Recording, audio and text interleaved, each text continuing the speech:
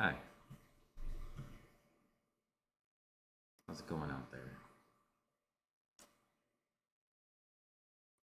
I'm getting ready for, I think Laura should be here soon. We are exploring some samples that she's analyzed on the light microscope from Orligosilate, which is a location in Africa.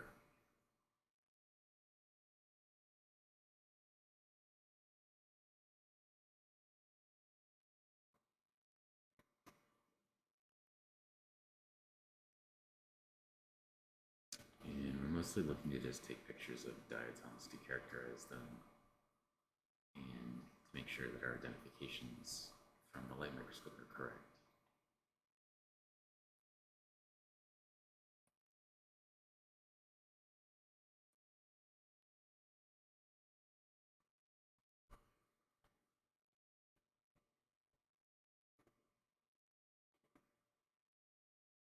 Most of what you're seeing in our field of view, stick-shaped diatoms, are all Oligoceros.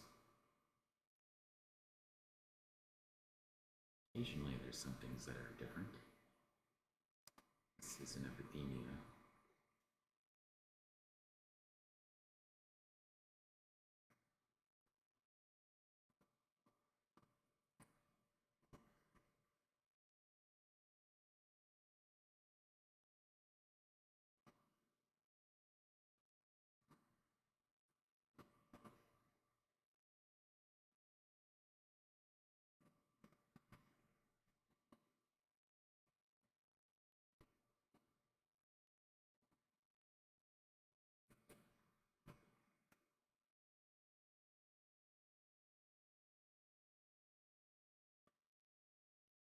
Characterized by the raphy, which is this feature on a diatom, this slit-shaped feature here that starts on the mantle, works its way onto the center of the valve face, and then goes back to the mantle.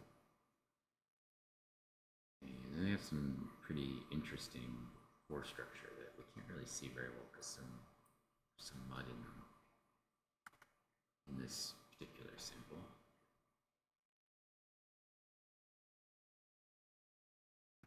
These are collected from maybe about 1,000,000 years ago or something. They're kind of old.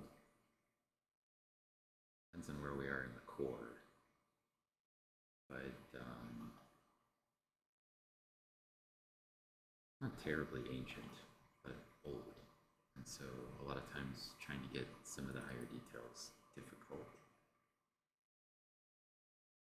From fossil material. In this case, there's just been some mud.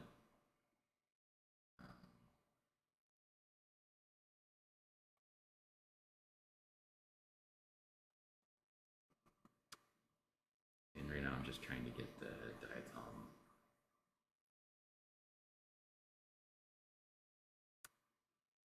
positioned how I want it, which is to say to maximize the length across the image. Usually we do sort of a diagonal.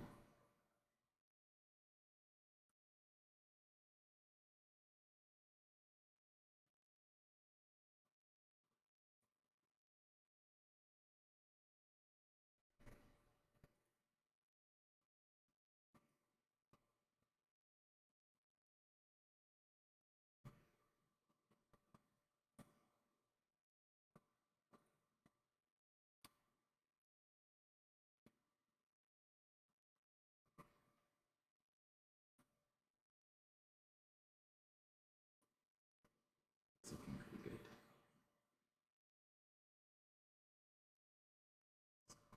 Gonna just get a picture going.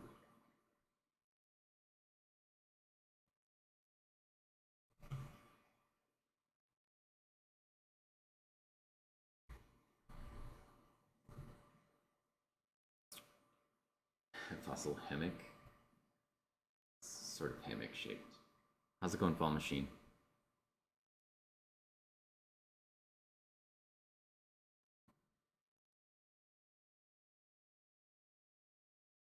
Usually people think this diatom is sort of mustache shaped. That's what I'm usually told. Shaped like a mustache.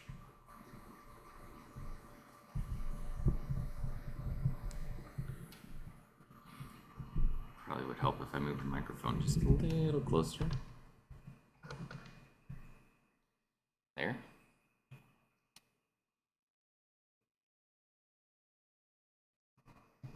I think we're more or less back to our regular SEM streaming schedule. Not so sure about the summer storms have kind of quieted down now that it's fall. So I haven't been doing any of those.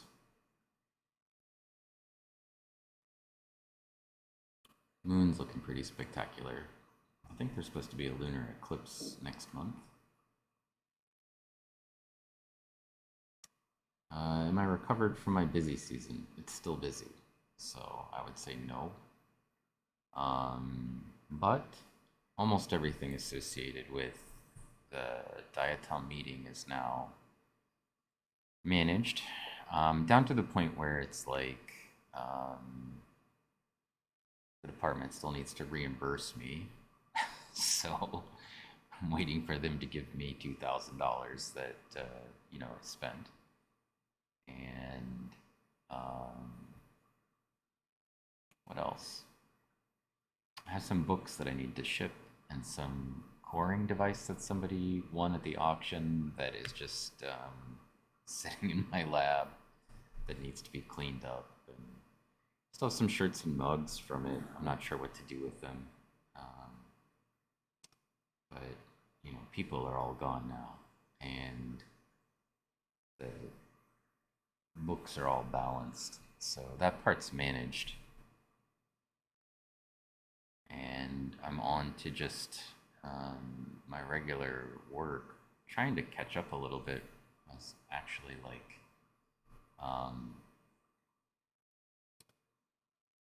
the preparation for the meeting set me behind in a lot of things. And so I have a bunch of service work that needs to be done and some class prep that needs to be done. And the weekend directly after the meeting, we had a field trip, so I'm still sort of recovering from all of that. But it's mostly manageable at this point. Sort of always busy is my style. So.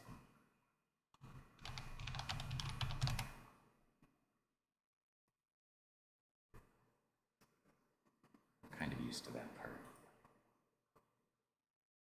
All right, let's see what we can find that we might want to image, and then Laura should be here. Just finishing up with our class. And then I'll just let her take the helm. And I'll probably just go get my laptop and hang out and chat.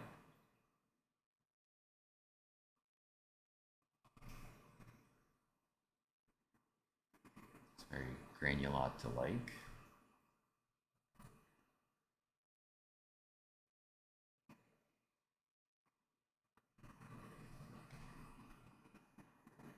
Play with the stagnation just a little bit.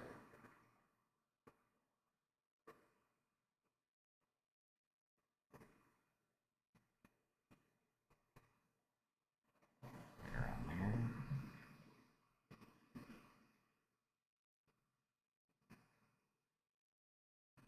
There. It's about as sharp as I can get it.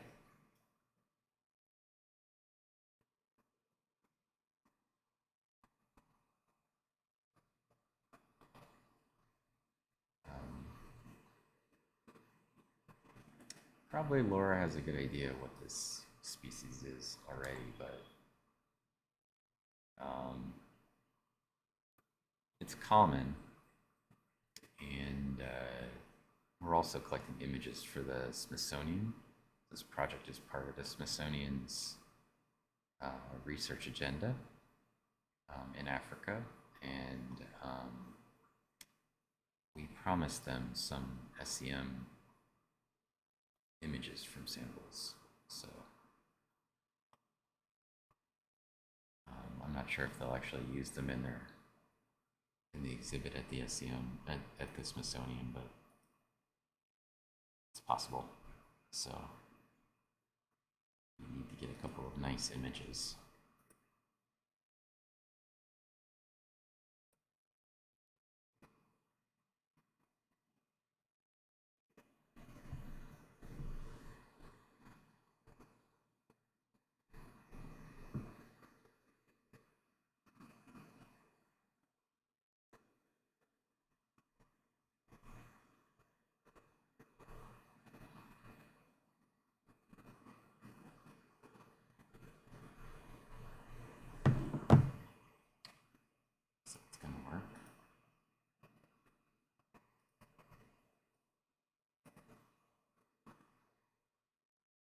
But I'm at least to the point where I think I can stream regularly, for a while anyway.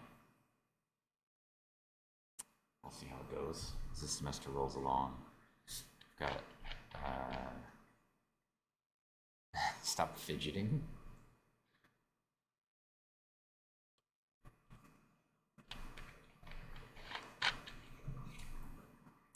I've got a new grant that I'm working on and another new grant that I'm working on this semester. So kind of have a lot of research on my plate. I've got a graduate program review, which is like a review of our department's graduate program that I'm pulling together. Graduate assessments that are due. And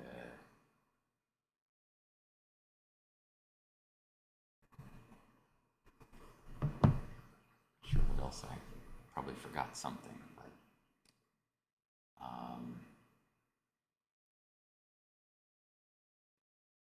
a bunch of sort of just busy work the university gives me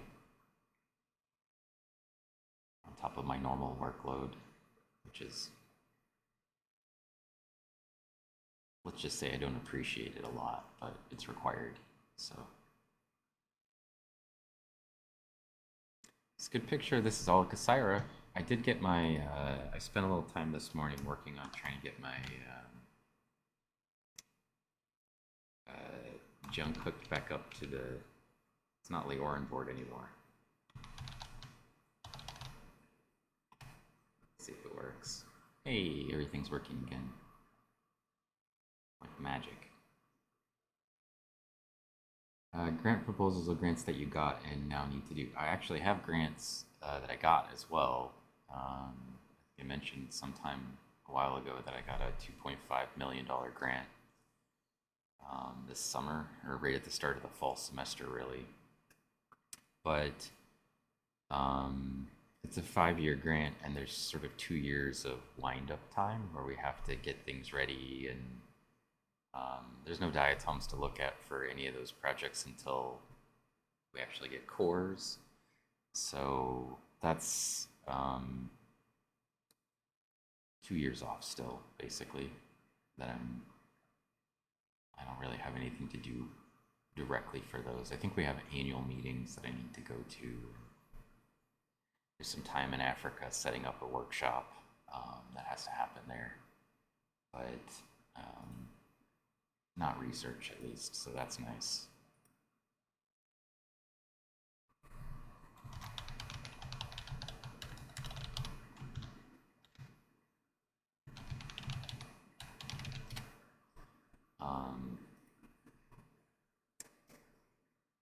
No, it's a new project for me in Greenland with one of my science friends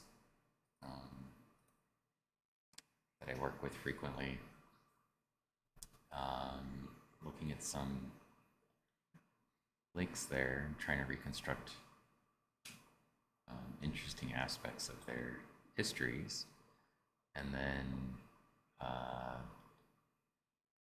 second project I have is looking at some diatomites in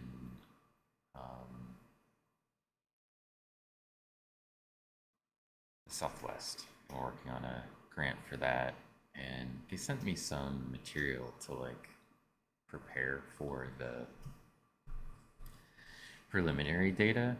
So I'm actually just waiting for Chad or Dr. Yost to prep the samples for Phytoliths, and then I'm just going to steal his Phytolith preps, which is nice because then I don't have to do any extra work. Because diatom preps are slightly less aggressive than Phytolith preps, and so basically if they're done for Phytoliths, they're done for diatoms as well. And if we did them the other way, then he'd just have to do extra work. So he's making it easy for me by prepping the samples that I need to look at for me. But we'll probably look at some of those on the SEM if there's diatoms in them. I'm expecting there to be, but there's no guarantee. So I need to be 350 maybe. Did I over-rotate? Just a little bit. Sometimes with these ones that are shaped like a banana, it's kind of hard to figure out what the angle I should have is. Well, if Studio Cornix were here, she'd be excited because we got a Symbella.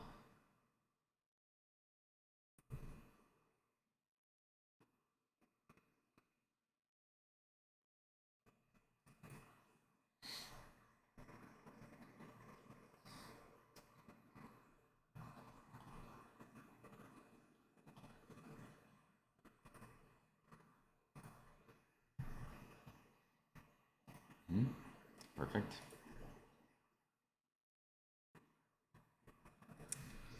Yeah, there's something wrong with like the WebSocket interface and the new version of the ORN board, which is called SAMI board or something.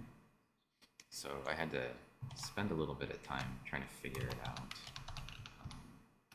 this afternoon. You can see everything's working back the way it was. There's still a few like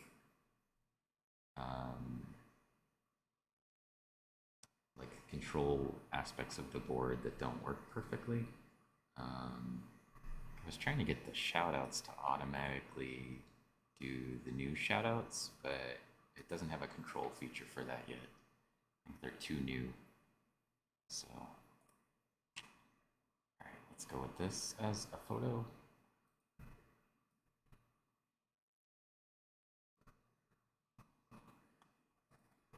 Symbella.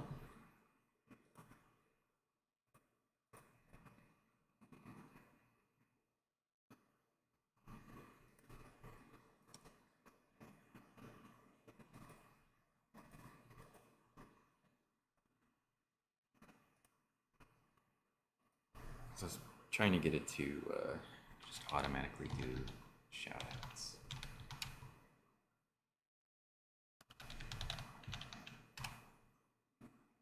Like that. But, yeah, no deal. Not yet anyway. I see Susie's in the audience. Hello, Susie. Hiding, lurking, and Parkerzilla. Hello. Hello, friends.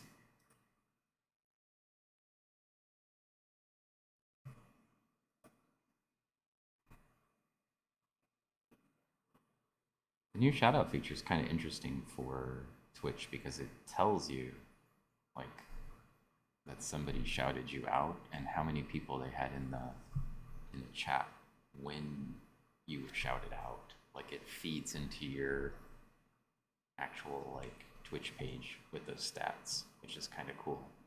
And it makes me wonder if they, when they get to the end of the year and they do these sort of like Twitch statistics stuff, if they're gonna start giving us like shout out information, like how many times you were shouted out by who, how most frequently, and how many viewers. It would actually be kind of nice.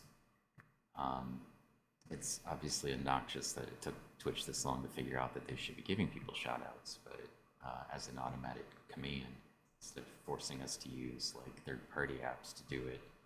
But it's nice that they started to integrate some of these things, and so hopefully it will start tracking that feature as well.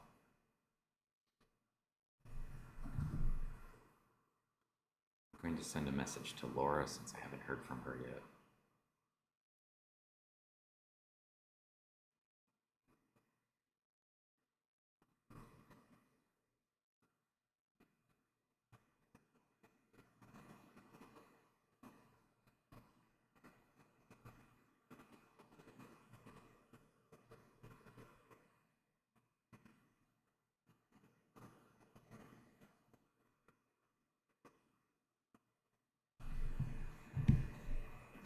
Do you think I can get 2.5 million for my project, Diatoms of Grandpa's Pond in North Adams County? No. I suspect that they would not give you 2.5 million for that. I don't mean to be pessimistic as a person who largely wants to be supportive of people doing citizen science, but I feel like you could probably get a small project like that funded locally, but it also wouldn't cost you 2.5 million. So part of the problem for the cost is, you know, we need that much money. Actually, probably need more than that money, but it's as much money as they would give us. Because we're going to Africa to, collect samples, and it's expensive to do science. So I feel like you'd have a hard time justifying those numbers, considering it sounds like it's on some property that you may have access to already and probably aren't that far from. But I would tell you that almost all of the money that my part of that 2.5 million is just like half a million. So, not nearly the whole cost of it comes here to ISU, but a fraction of it does, right? It's shared between several researchers. And the part that costs the most money for me is actually students. Like personnel costs are the highest costs. And for these sorts of projects, I never take any money. I don't make any money from grants. I only make money from my salary. So, and I don't use grants to support my salary. I don't think that that's, I know people do it. Not a lot of scientists do, and most of us can't manage to write grants that they would support that way. But actually don't think that it's defensible for me. So probably not for any of those other people either. But not to be too judgy. It's just not my style. I'm going to try to rotate it backwards to where it needs to go. This is an Ensynema, closely related to the Cimbella that we saw just a second ago. And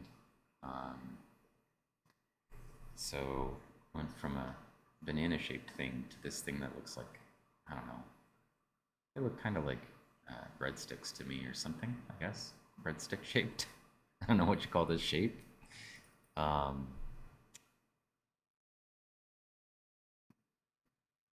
guess it's mouth shaped. I don't know. What do we call that? But so a similar striate has a raphe. This is the raphe part that runs down the middle of the valve, and then it actually sort of wobbles from one side of the axial area to the other, and then as it gets towards the ends, it hooks downward towards the ventral side. In diatoms that are asymmetrically shaped, we have a dorsal side, or like the back side. So if you think of it like a whale, this is like where the whale fin would go, right? And then a ventral side, or the belly. So if it had a tail, we'd stick it on one of these ends, right? In that model, and then the dorsal fin would be the fin that rides on the hump part of the organism.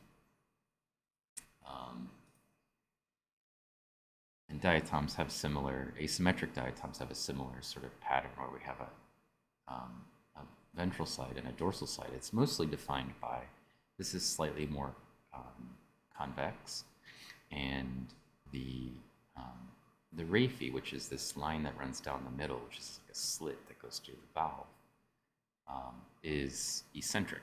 And so it's slightly closer to one of the edges than it is to the other. So like this distance is shorter than this distance. So it's always closer towards the ventral side.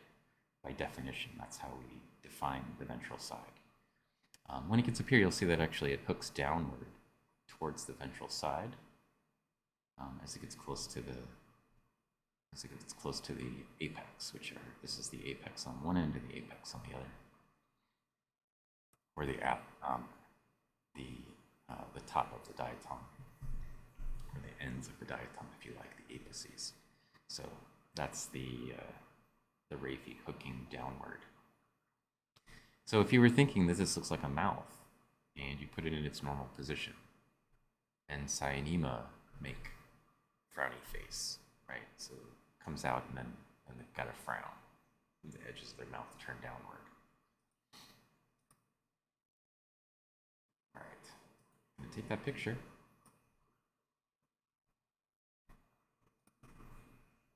Hey, Susie, hello.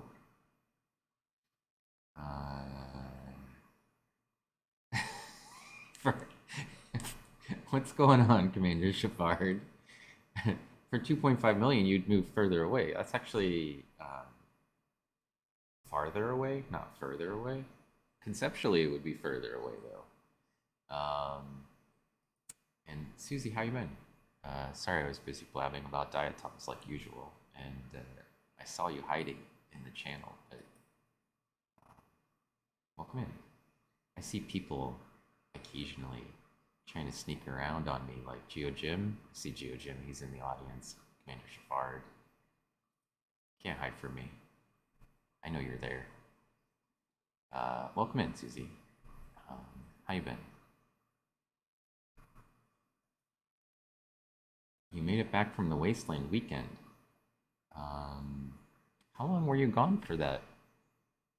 Post-apocalypse was fun. Was that this past weekend? I know you were preparing for it. I know you were doing some sort of like cosplay prep for it for a while.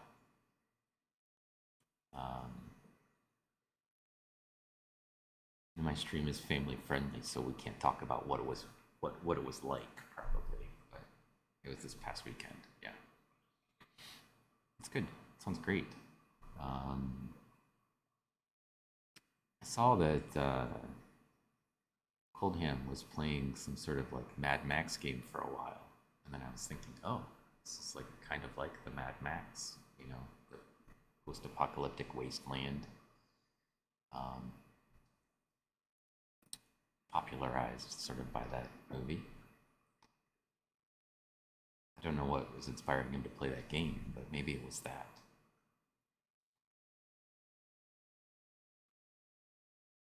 Sounds like Laura's on her way in. I hear the door opening. Hello? How are you? Good, how are you? Good. He was hyping you up for it. Oh, that makes sense. Sorry? I was talking to chat. Oh. Parkerzilla, thank you for subscribing. I should point out, Laura's here. I'm gonna put Laura in charge of things. I'm looking at it in Cyanema.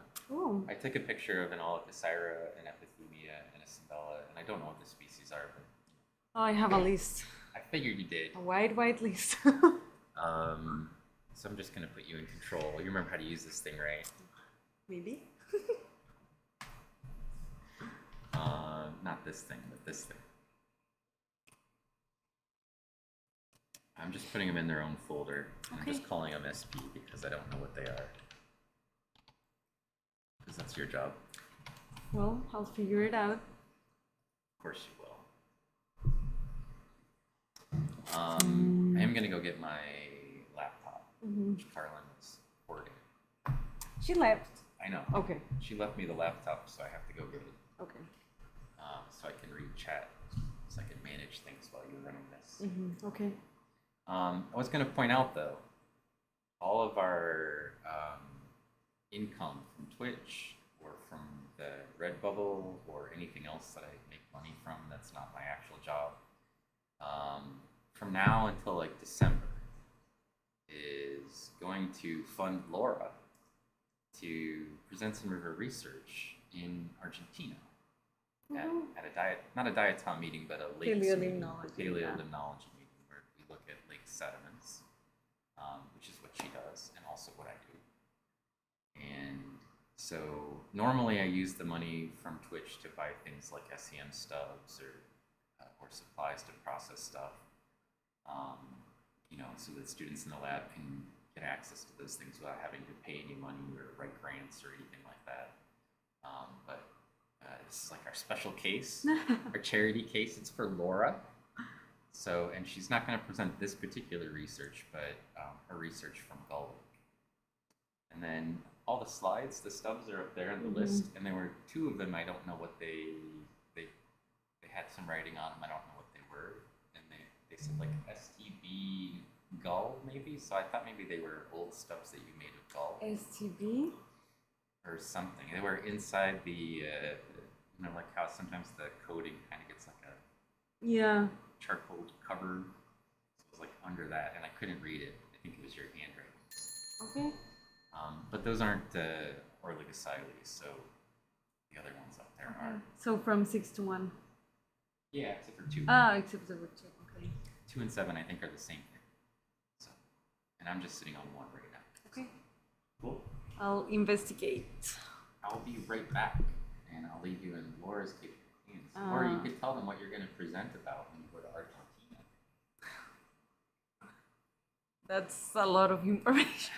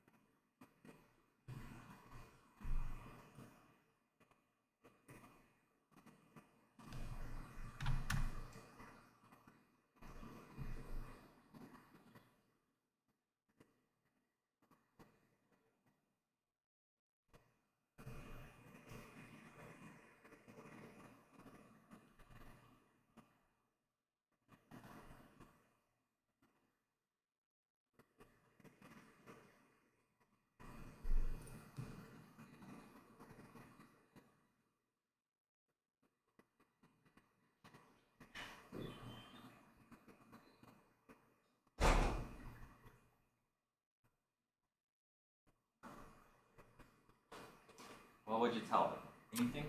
Not much. No? No. Why not? You want to make them go to Argentina if they want to hear the story? Yes.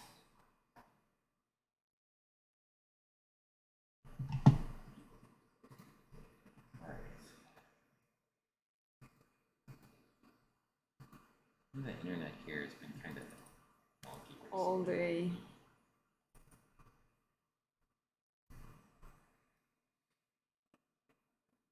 One of these, this SEM image that, it's Is it? Animastus. Okay. You didn't know that? I was debating. It could be Masticloia. I was thinking You have a Mastogloia. Mastogloia? I do. Do you have Animastus? I think I have one, but it looks different. What did the C that protect it?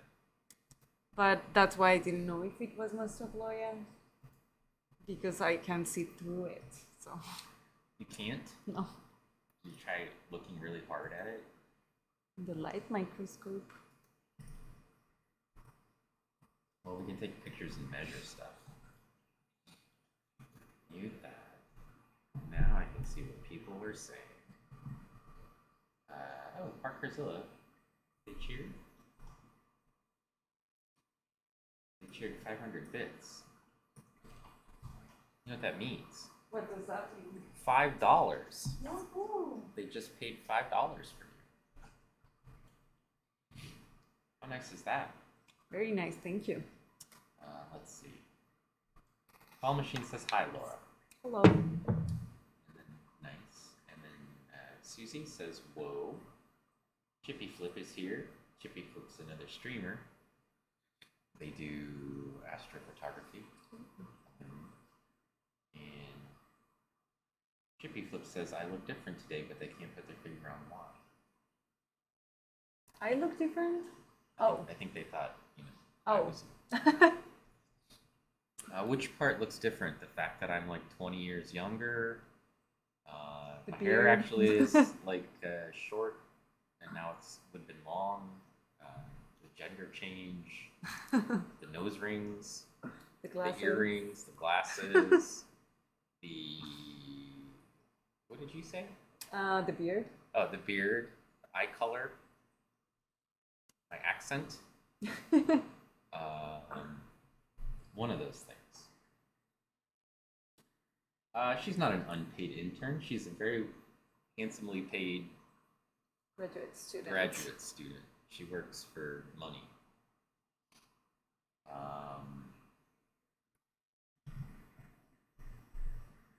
Just enough money to keep her fed and housed, though. Yes. Somebody's sneaking into my lab. SEM time was way expensive when I was in grad school. We actually had to pay for the geology part of funds. Yes. No problem. Our SEM time costs money as well. This project is funded by the Smithsonian, and so currently the project that we're working on, the Smithsonian is paying for our SEM time. Previously, I just usually used my sort of outreach access to pay for things. So as long as it's for educational purposes and it's outreach, which is you guys in the chat, then it counts as outreach. And then I don't have to pay things. Forced to talk for the entire time that I use the SEM and interact with people and teach them things. Oops. Laura's already got her master's degree lined up at this point. So she finished her defense of the degree about a month ago, right? Yeah, like. Month and a half. Yeah, I think so. And she's already submitted her thesis. It's passed through the committee. We've all passed it on to the chair. Has it moved from the chair forward? I don't know. So I think earlier this week or last week, it went to the chair, and then it's got to go from the chair to the college, and then from the college to the graduate college. But just 3 little steps. So, Oh, is Nitzia? I think so. Why do you keep saying I don't know, it like. Oh, it's freezing a little bit. That's a little bit scary. Yeah, it's just dark. But that's not a good. It's not a good view. No. 'Cause it's dark. It's upside Next up down. is her PhD, yes. So she's already accepted to a program at the University of Pittsburgh. Yes. And she will begin her PhD in January, right? Yes. January 9th, bright and early. And then just a few short years after that, she'll be basically the same as me. PhD. Finished. Ready to do her own research. Stop being forced to what everybody else makes her do. That's what we hope, but you never know. Hey, Studio Cornix is here. Hi, Hello, studio. I took a picture of a Cimbella earlier. I thought maybe Is this the same Olacosira you took a picture one. of? Straight one with the And granulata looking. I have like 5 different Olacosiras, so I just want to make sure. Well, you can take more pictures if you need to. Studio says, big congrats on the PhD. Thank you. Then she'll have to get her own SEM and her own students. Exactly. That's exactly right.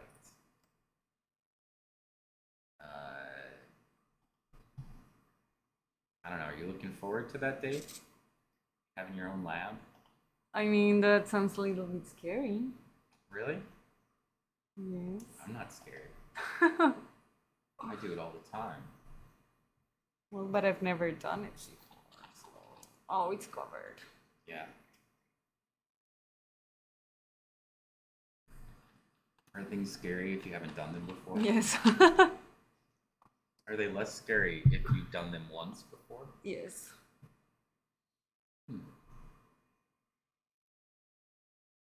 What if it's something is there's some things that are just always scary, no matter how many times you do them?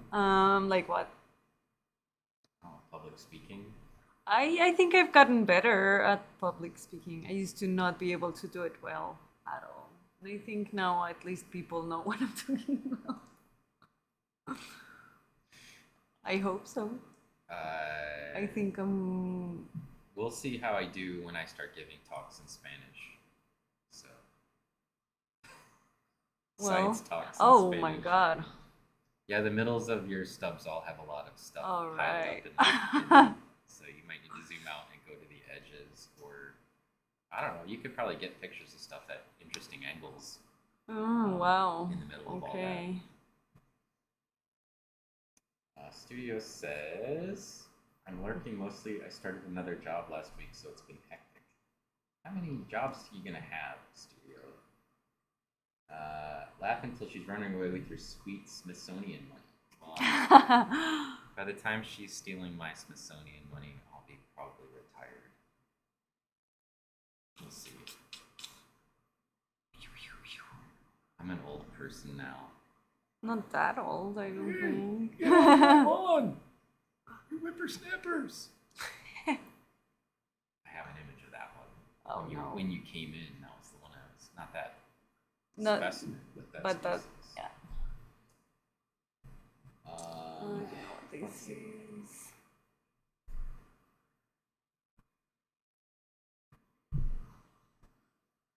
It's nice that my automatic shoutouts are working, except for really, I need to set them up so they automatically do this shoutout, the modern shoutout, the new ones.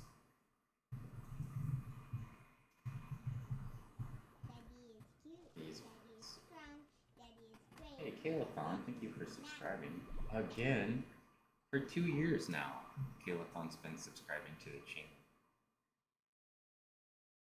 I'm gonna do the math on that. That's like $5 times 24.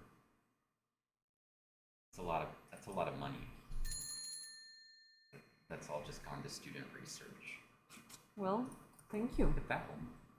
This one, yes. It's a little bit covered, but... Fussy. Yeah, 2 years.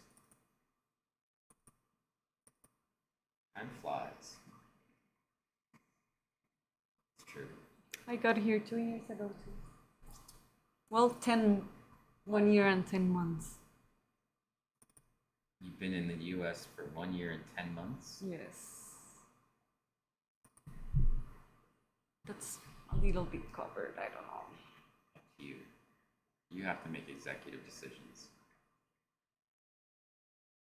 It's crazy how fast grad school goes by. Yeah, I think that's true. It's even crazier when you're the person who's just like watching people pass through. Then you realize how many people have done it. Yeah. Lots of people passing through all the time. Chowdown79 says, hi Laura. Hi, Hello. Dr. Stone. I don't know who Chowdown is, but they know you and me, so Okay. on a first name basis. So it's someone we know. Maybe.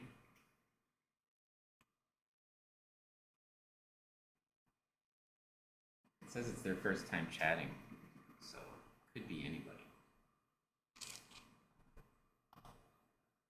Could be like Christian. You never know.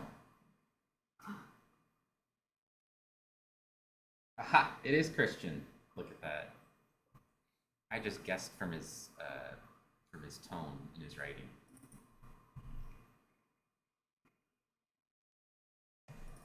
Said next to nothing, and I still figured it out.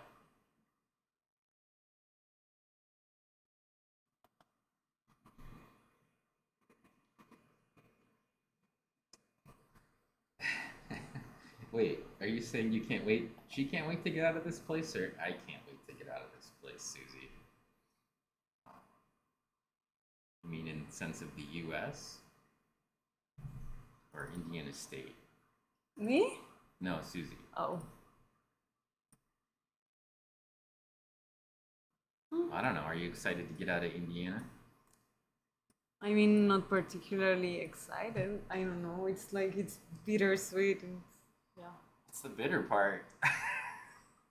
I don't know. You have friends. I like the people here. Oh, she's saying she thinks maybe Laura can't wait to escape the nightmare that is the U.S. Oh my god, okay. Oh, did you feel like the U.S. is a nightmare? I wouldn't be here if it was. How's it compare to Colombia? Well, I mean, I'm happiest in Colombia, There you go. obviously. There you go. That's my home. But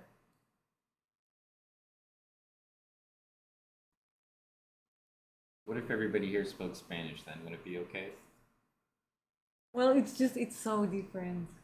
Like everything works different. What's the differentest part? What's the most noticeably different part? Culturally, it's very, Culture? very different. Like what part? Just in general, people are different, I guess. Like what? So I don't know, in Colombia, it's very community based, and here people are very individual based. So that's one of the main things that when you come here, you're like, okay, so it doesn't work like that. My lab has a nice community.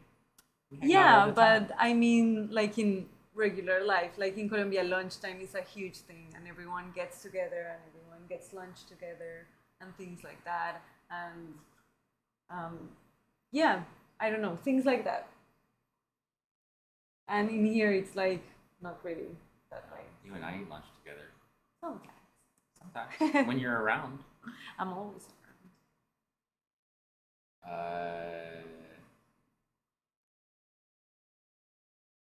Chippy Flip says Spanish is predominant in my neck of the woods.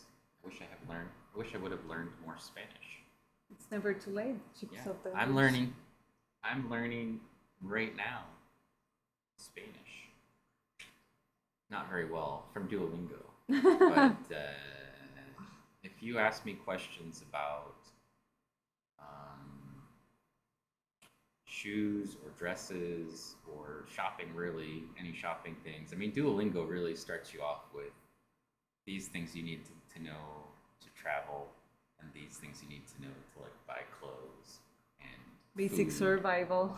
Yeah, so it's sort of teaching me like things that are useful, such that I felt like if I went to well, let me put it this way.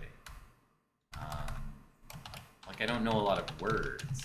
I only know like 800 words, and that sounds like a lot of words. In English, that would be a lot of words. It's not really. In Spanish, it's not a lot of words because they treat every version of the verb as a different word, and each verb has like 6 versions. And then, like the word is has 7 different iterations in Spanish. But only have one is in English. So like, your equivalent words they're not comparable. Put it that way. What is it? There's another word that I learned. Oh, like knowing something. There's 2 different knowings in Spanish. What the heck? Why can't we just have knowing something?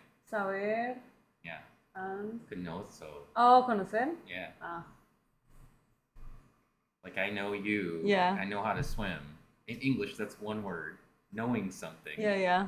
In Spanish, it's like two different words. I'm like, why? Why do I have to have two words for knowing a person or knowing a place and then another word for knowing a skill? It's very weird. Always with the two or three versions of the same word that we just use one in English. We're so lazy. We just have one word for that. Well, yeah. Yeah, you can still learn it. It's never too late. Studio's also learning Spanish, and she's going to join a Spanish class. Woohoo! Bathrooms are important. I know that word. That was also an early word to learn. Actually, I knew that before I started because I went to Guatemala and then I started learning Spanish, and I was already there. So it was like, oh, I learned the words for bathroom by looking at the signs. I learned a lot of words just by looking at signs, you know, like, oh, that's what that word means, you know. And then anytime somebody started talking to me, I'd be like, yep, I can't do that. Switch to English, or I just give you a blank stare. So, what are you doing? I need to figure out. How far to turn it? Yeah. Like a little bit. Plus 20 degrees, so like 65. I was gonna do like 48. No, it's like 60 or 60. I'd do 60. Yeah. Okay. Could have been 65, I think, but 60 will work.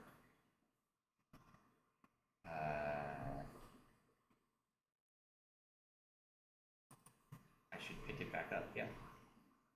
No say. I've been watching a lot of TVs and Spanish movies too. Yeah. That's always a good strategy. And everybody keeps telling me I should be doing that or watching YouTube videos. Yes. I don't know enough words yet. Well, but that's how you start to be familiar with the word. No, I feel like I need to learn the words and then I need people using them. No. And those two things are separate to me. Because you start hearing them in the context they're used and things like that. Well, I'm not saying you're wrong. It's just like if you were watching movies and you knew like the equivalent of 100 words in English, you probably would be like, I don't understand most of what they're saying. So when somebody says it's their birthday, I immediately go, I know that word, you know, now. But the rest of their sentence is just gibberish to me, because I can't figure out the verbs.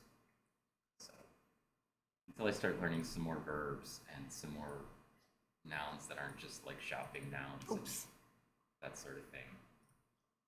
I learned how to say rice and beans and chicken, meat, but I don't know what kind of meat. Is red meat or meat? Well, meat can mean a lot of things. See? If I wanted to order a ham sandwich, I have no idea how to do that. Come on. Ham on? Come on. That's easy. Now I know. When I get to that part of Duolingo, I'll be like, ham sandwich.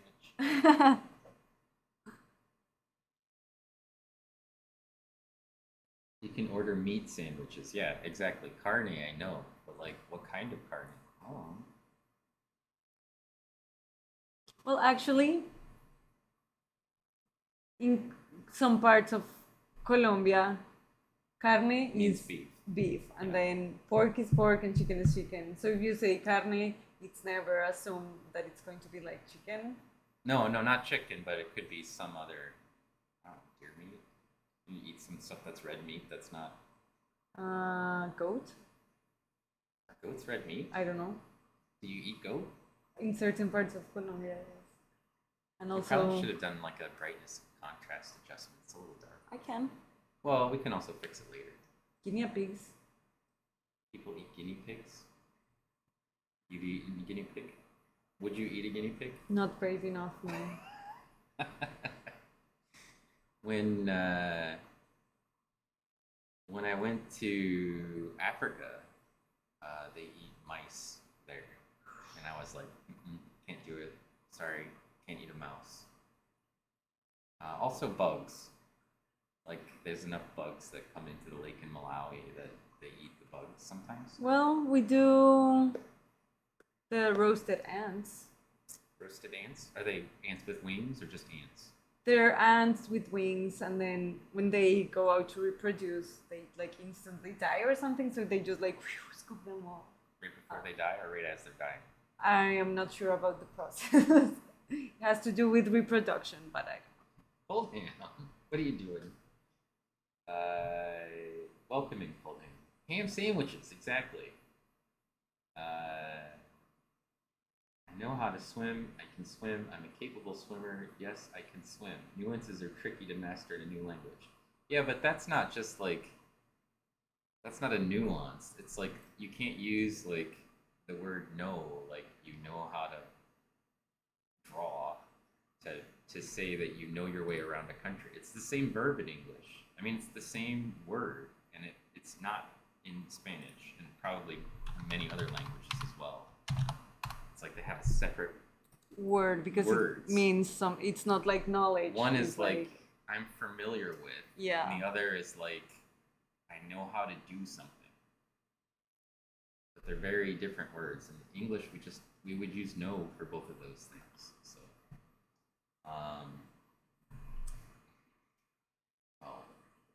Christian says goat is red meat. There you go. And Cold Ham wants to know, why are we talking about sandwiches? I just got here. We're talking about Spanish, but through sandwiches. I don't know. Because I didn't know how to say ham sandwich, I guess. That's why. Mainly. Meat can mean a lot of things. during I'm gonna give Cold Ham a Twitch shout out. Cold Ham. Oh, Hagen.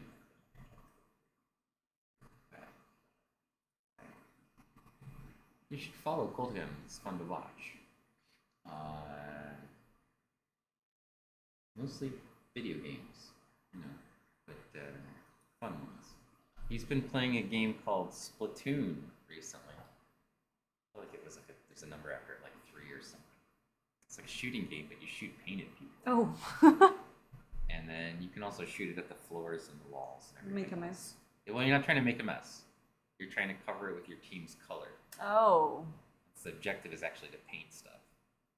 To cover the most terrain. I like them better than shooting at people. Well, there's people also trying to cover the rest of the terrain. Well, but people don't die. Well, they get shot with paint, so. And they survive. I mean, it's questionable, but they're pixelated people, so nobody dies. They're disabled for a little bit while they're recovering or whatever from being painted. Yeah. Is our train working? What train are you talking about? During one season in Africa, they make little fried patties out of mosquitoes. Yeah, certain countries near massive lakes. Exactly. They make them out of these like flying bugs. I don't know if they're mosquitoes. I mean, Susie's what right. Does it taste? I can eat it. Not eating bugs either. Well, if you can come to Colombia, you're gonna have to try the roasted ants. It's salty and crunchy. Are you eating the ants? Yeah. If you're eating it, I'll eat it. I'll eat it. Even if it's a guinea pig, if you eat it, I'll eat it. Oh no, the guinea pig, no. No. As long as I'm watching somebody eat what I eat, then it's okay. Whatever it is. Except for, they have that like shark meat that they bury in the ground in Finland or something. No. I don't know. No, not eating that. Not eating rotten shark meat. It's off the table. Yeah, no, don't do that.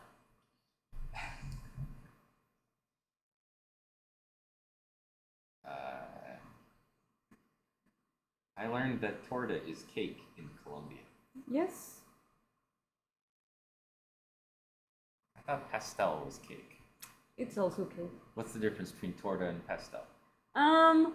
Usually torta has no frosting and things. Yeah, cake with frosting, it gets a name. Cake without frosting gets a different name. Yeah. Why can't we just call it all cake? Torta. Do we have a name for cake without frosting? I'm trying to think if we have just unfrosted cake. Which one doesn't have a frosting? Torta. Sounds like my kind of cake, to be honest.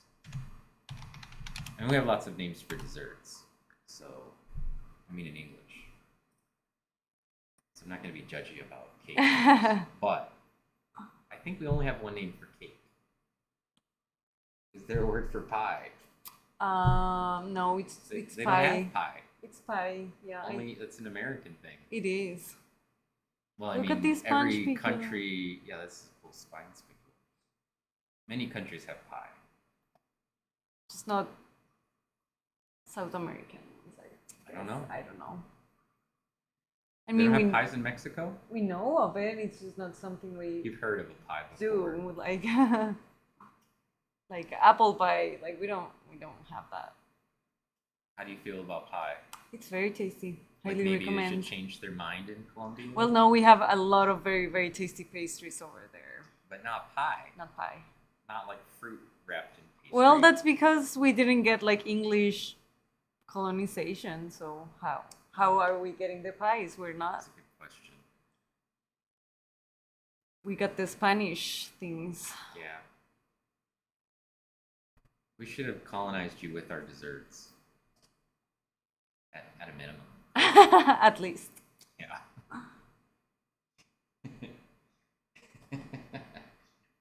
Ham wants to know if I ordered a torta de jamón. Oh no, He that's. wants a ham pie. No, No. ham cake. I mean, in Mexico, tortas are sandwiches, but not in Colombia. What?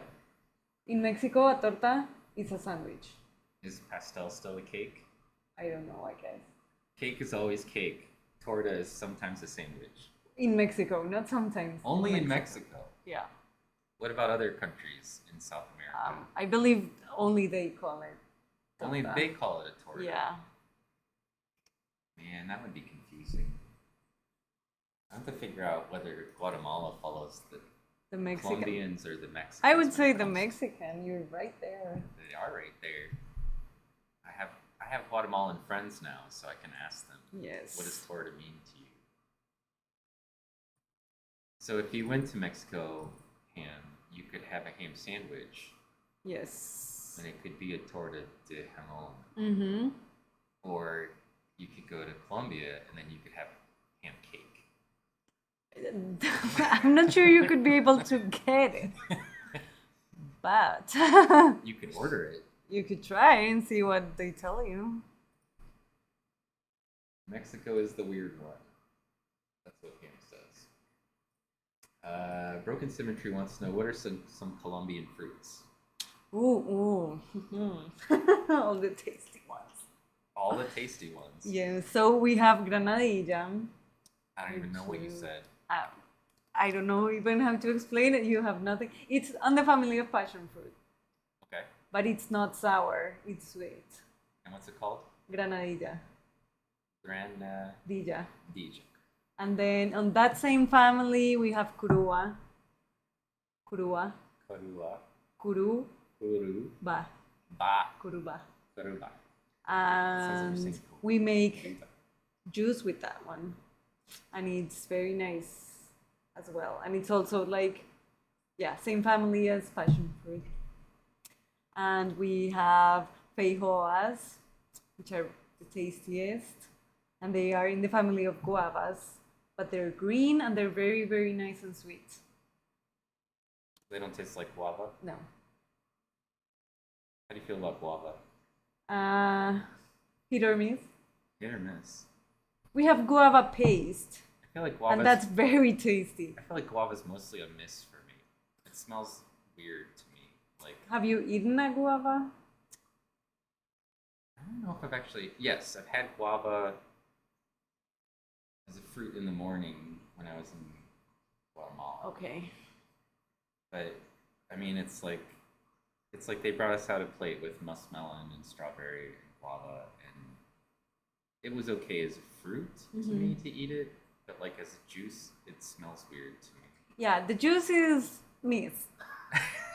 The juice is like the juice is mixed. You're not into the juice either. Oh no. So the fruit tasted okay to me, but it was much more subtle than the juice. Yeah. Yeah. Yeah, feijoas don't taste like guavas, and I love them. They're so sweet and nice. Yes. Think we could get some? No. They grow very, very regionally in Colombia. So when I went back home, since my parents moved cities, no more feijoas for me. And I was like, no, I must have them. Make your parents move back. Hello, Dr. Dirk. Welcome in. We're talking about food, looking at diatoms, and asking Laura to tell us things about Colombia. Looking at a nice ensayonima. Yeah, we got ensayima. Meat juice. No. You don't have those fruit that tastes like pork, do you? No, no. You know what I'm talking We about. have a very tasty, weird thing called What is that fruit that tastes like pork? jackfruit. Jackfruit, yeah.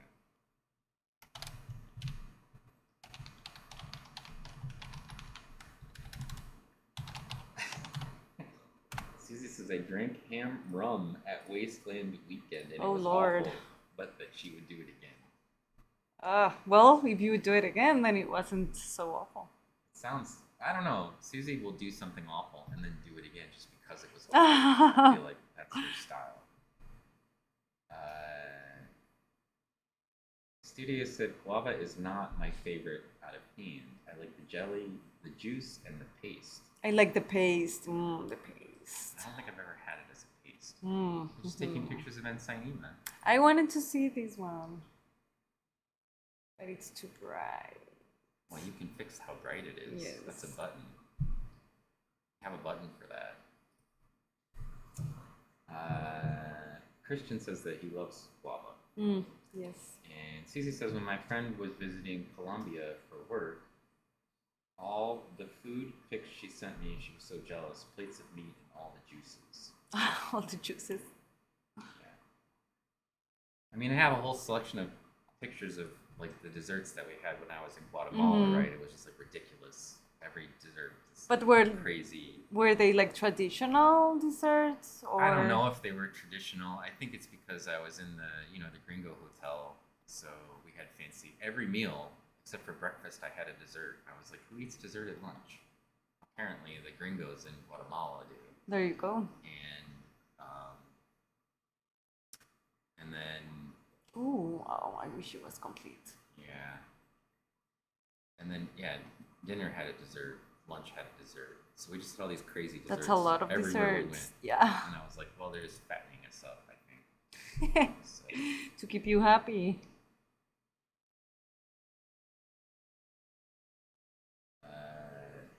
Susie says, hey man, post-apocalypse, you can't be a picky eater. I feel like what was it? Ham rum? That's not about being picky. I feel like you've made a decision. A very conscious one. You made a decision when you're eating ham rum it's not about being picky. Now you've made a decision. You're gonna have to live with it was an option not to drink that.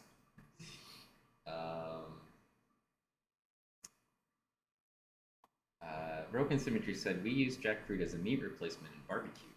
Was it any good? Broken Symmetry, because I've heard it tastes like pork.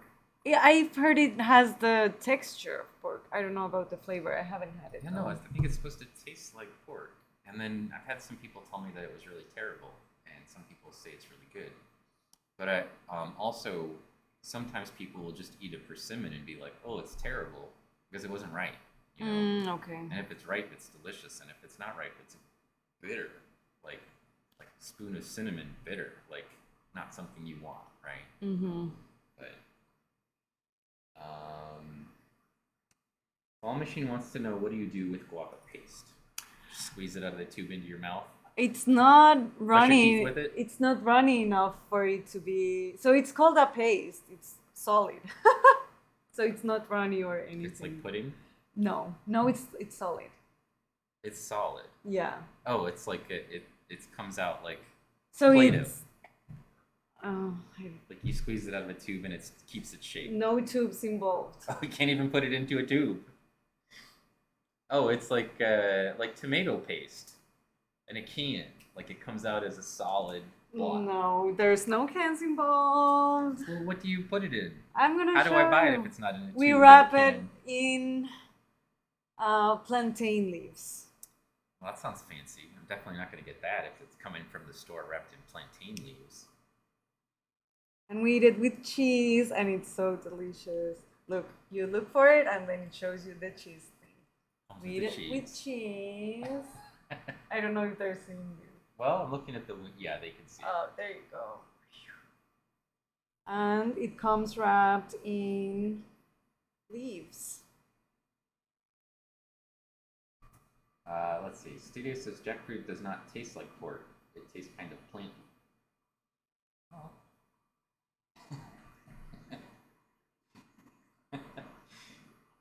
I made a very inebriated decision to get more inebriated on ham Lord. rum. Yeah. Intense. I had Impossible beef jerky and it was disturbing. I didn't realize they made it out of Impossible beef jerky. I've had Impossible hamburgers before. Are they tasty? I haven't tried They're it. like salty, but they're okay.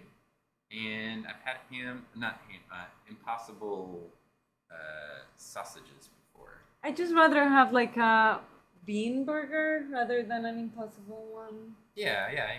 I mean, I think if, but I mean, if you wanted, like if you were at Burger King and you're getting a sandwich, and Might they as have an well. Impossible one, or you get the one with the burger, I would just get the Impossible one because it doesn't really taste that different. Mm-hmm.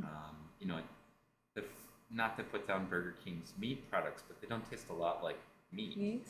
They just taste like there's a thing in there between the buns, right? And so you don't miss it so much. But if it was like you're making it at home, probably, or you're getting it at a fancier restaurant where the food tastes like food, it doesn't taste like meat. It's just like a salty Thing. that's kind of like similar to what you get as a hamburger at Burger Yeah, King. I don't know. I could eat it. Not convinced. I could eat it and not be bothered by it. Okay. But I get your model, which is like, why are you making your tofu look like it tastes like a turkey or a hot dog? Right? Just Have eat you the seen tofu. the ingredients in the Impossible Burger? Have I seen the ingredients? Yeah. I mean, it's based out of plants. I'm going to show you. It's got a lot of preservatives. Is that what you want to tell me? Well, not necessarily preservatives. It's just crazy. Broken Symmetry says jackfruit can be either terrible or good, depends on how it's made. I mean, the same thing is true of a lot of things. Eggplant can be terrible if it's made the wrong way. Ooh, but eggplant, But it can be great. very tasty. Right? Christian wants to know who made ham rum. And also, are you doing okay? I think that was meant for Susie. And Susie says jackfruit is good for her. So, Studio says guava paste is like quince paste. I mean, you're using words I can't use something to describe something I don't know what quince paste is. So we're in low culture over here, not in Seattle. We don't have quince paste at my stores. So I don't know. The ingredients are just weird. Textured wheat protein, coconut oil, potato protein. I mean, those are okay. Natural flavors, 2% less of leg hemoglobin. Leg hemoglobin? I don't know. It does say leg hemoglobin, Yeah. doesn't it? Like out of your leg, except it's soy. Yeast extract, salt, Cognac gum. I mean, that's just to give it a texture, probably. Xanthan Xanthan gum. gum, that's just like, to give it a texture. Soy protein isolate. Oh. House of Dragons! Vitamin E, thiamine, which is vitamin B, zinc, niacin, which is just another vitamin, riboflavin, which is another vitamin. It's got a lot of vitamins in it. Well, I don't know. Look at all the vitamins. It sounds healthy. It's a salt's Oh. like the main ingredient for me. I eat it. I'm like, why does it taste like salt? Let's see. Christian says, I agree, Studio. It doesn't taste like pork, but is a substitute for it due to its texture. Oh, okay. Yeah.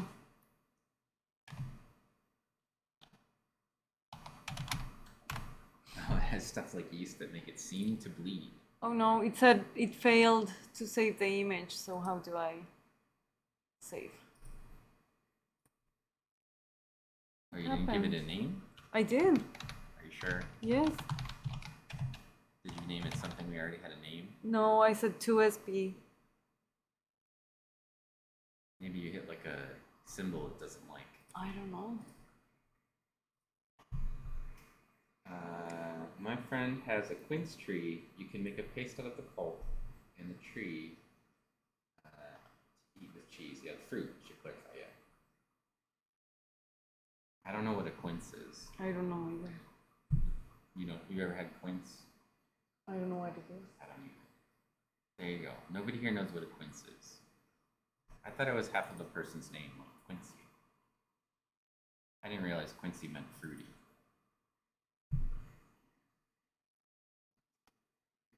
Yeah, meat protein's not in it though.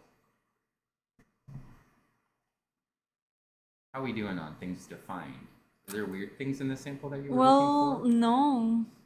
Just basic The stuff. Alacosaira samples are very dominated. Alacosaira. Yeah. Yeah. So they're not very interesting intervals. This one's a cool one, but it's huge. Some sort of ulnaria. We need to have some pictures of those Gumphonemas too. Yeah. So, you know, The weird ones. that we're trying to describe. We need to get some good pictures of those. Well, I'm going to go to sample number 3.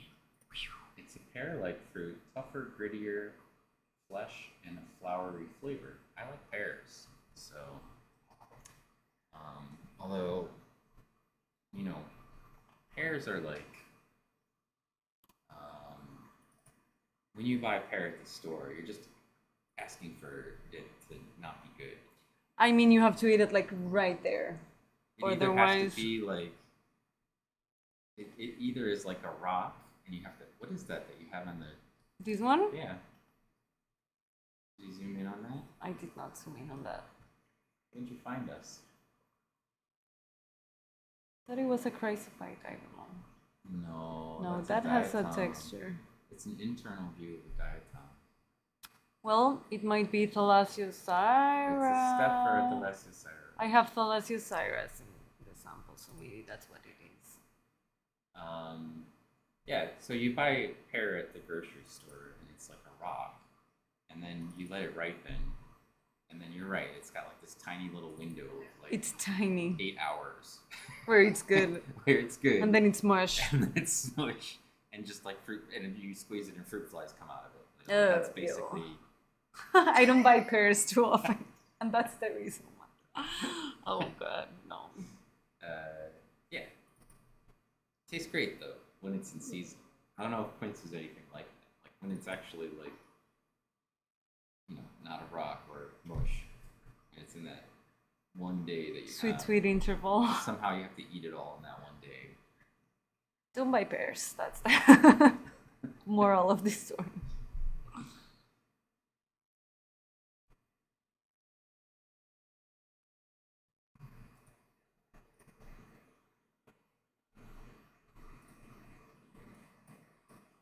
Quinces are harder, but yeah. How they do you kinda spell look this about the thing? same What is it? Quince. Q-U-I-N-C-E. What is that? Quince.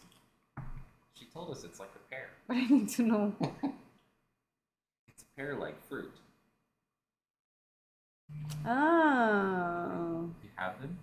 We don't know. It looks like an apple. It looks like a mixture between an apple and a pear and a lemon or something. Yeah. That looks like an apple plus a pear. Yeah, we don't have these. Or like, there's some pears that look that way.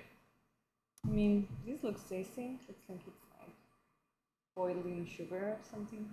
Yeah. One of my favorite things to make when I was a kid, my favorite things to eat is baked apples. They're just baked apples with like cinnamon and sugar in the middle of them. I've made them last fall. Oh yeah, that's a good thing to get. So tasty.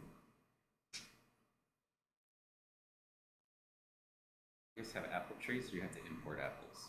We have local, like, yeah, local apples. Pear butter. Quinces are harder. Oh yeah, we grow tons of pears in Washington, so I get a bunch. I make pear butter with vanilla bean every year. Well, that sounds nice. You should have brought some of that to the auction, and then I could have bid on it. What? Pear butter. Pear butter? Where am I gonna get pear? No. Oh, I was like, what? Studio. She was at the auction. She could have brought some pear butter. Although, in retrospect, the auction doesn't make a lot of sense for me to bid on anything because the money just comes back to me. It goes out of my account and back into my account. Well, I suppose I could have just bid people like crazy high prices for things and then just been like, it's mine now. that's it. I feel like that's defeating the purpose. Eventually, I would have to pay the money to somebody. Christian says, I have a pear tree and I make a mean pear cobbler. Well, what are you waiting for? Yeah, Christian. Put up or shut up, man. Let's have some pear cobbler. Cobblers are tasty. Yeah. They don't have cobblers in Colombia because you don't have pies. Yeah. Cobbler's just a type of pie without a crust. Yeah. Yeah.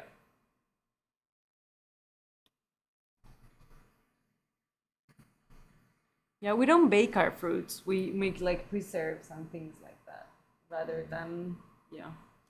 I think this is Salacious I iron. agree.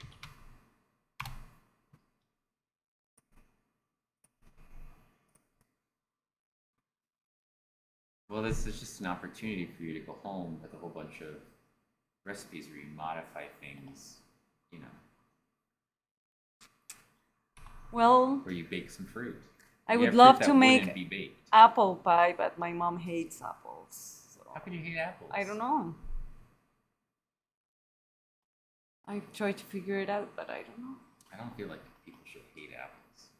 I could see being indifferent to them. She will not touch them, smell them, like, I've never heard of anybody hating an apple. yep.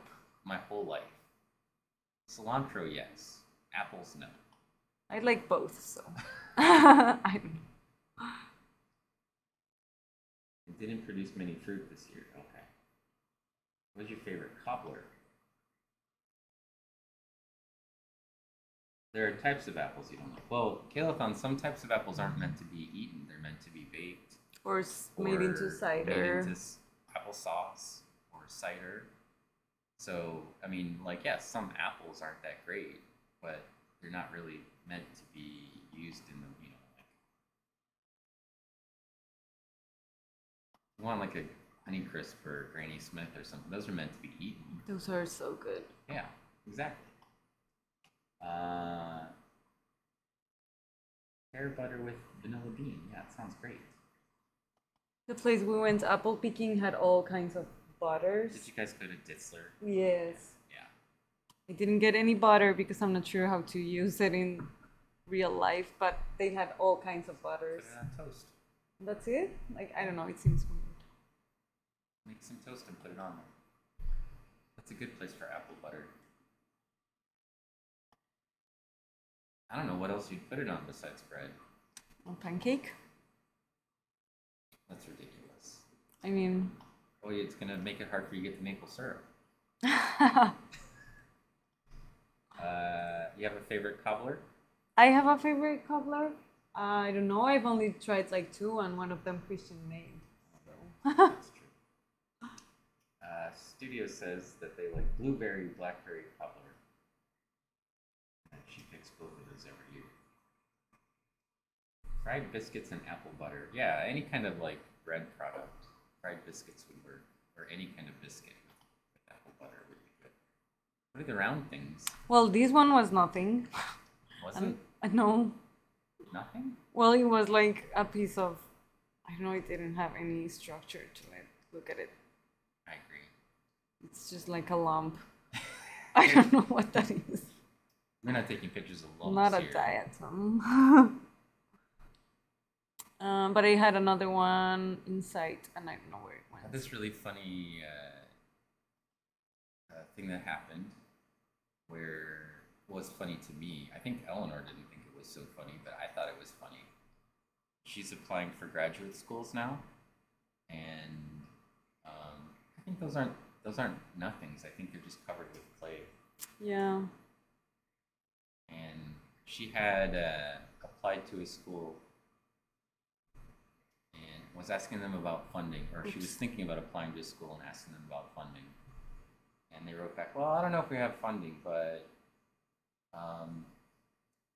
since you're coming from a diatom lab, can you have your advisor identify these diatoms Oh for us? my god, they were like, we don't care. Like, sorry, we can't help you, but you could help us. And then... That should tell you not apply to that place. Well, I'm not sure she's applying to that. Whether she is. What's that one? This one? Yeah. I saw something that looked pretty interesting, and now I lost it. So Oh no. I don't know. I have this Costella, so I want a picture of that one. Okay. But I. Oh. Oh, there you go. So I thought it was very funny because I was like, yeah, I can identify your diatoms for you. Oh my god. Okay. But it's like, then she sent me this PowerPoint. She's just like typed stuff into the PowerPoint where make notes if you want, like directly into the slide. And I was like, okay. I work It's a for little- them now, I guess. Covered with clay, but that's okay. Yeah. So we might need to put some of these on a sonic here. I did. Oh, they were? Mm-hmm. For how long?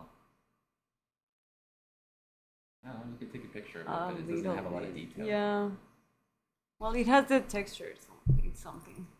You can use butters to make sauces. So Stiggy says, I make apple butter into barbecue sauce. Oh my god, that sounds amazing. Yeah, that sounds okay. It could just be I like barbecue. And apple flavored barbecue sounds great. Yeah. Blackberries are good, of course. And then she says she serves butter with cheese board. Ooh. Number one fan of cheese boards. Like a cracker with some apple butter and some cheese. That sounds like That it'd be sounds good. amazing. Yes. We have an invasive blackberry in the Pacific Northwest, so I pick a ton every year, make syrup, jelly, vinegar, and then freeze a bunch. Did we find anything interesting yet? You mean like food-wise, or do you mean like Diatom-wise. Both? Well, there you have it. Yeah. These are species that Laura she's already counted the slides. And we're just trying to like clarify the taxonomy or take pictures of things so we have them. I think this is a cyclotella. I do have a range of cyclotellas as well. It's like a Meneghiniana group. Which might now be no Something- longer not cyclotella, but cyclotella, but Stephanocyclus. Stephanus. I think I can, let's see. Stephanocyclus. So some of the cyclotellas have now been moved into Stephanocyclus.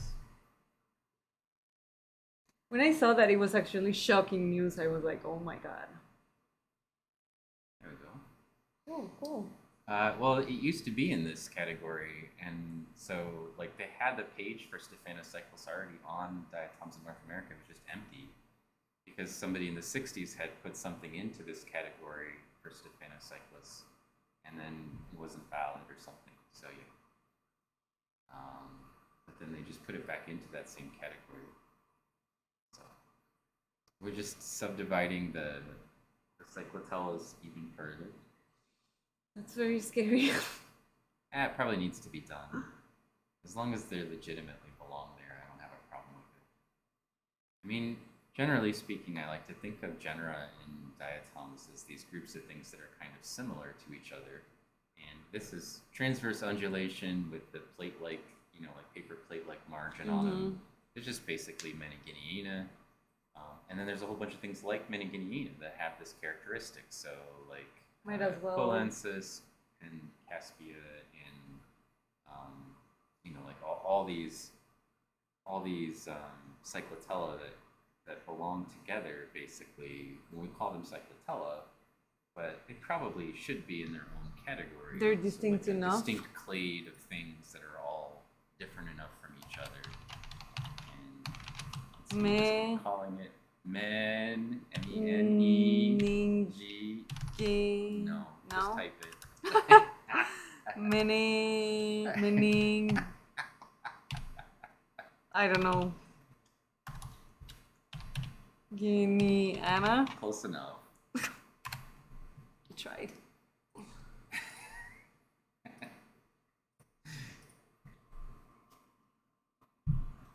This is a funny thing to make my students say all the time. I They can't. can't say Meningineina. Hey, Devil and Mrs. J, hello. Yeah, you should follow Devil and Mrs. J. I'm gonna give you a real shout out. We have real shout outs. I just don't have them set up to automatically shout people out yet. Devil.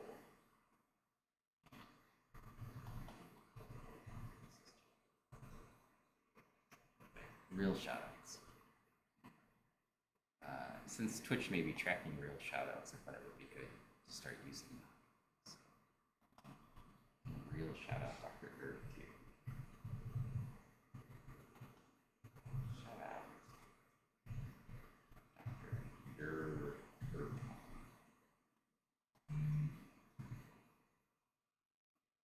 Oh, only one shout out can be active at a time. Please wait a minute and try again. Oh no. There's a flaw. Do I have this one? It's the same ensign email I took a picture of. Why keep taking pictures of the same ensign email? I don't know. It keeps showing up. There's a lot of it. Did you put them all in the same folder, or did you make new folders? I've been on the same folder. You've changed the stuff, so we don't know which one it's in anymore. Oh no.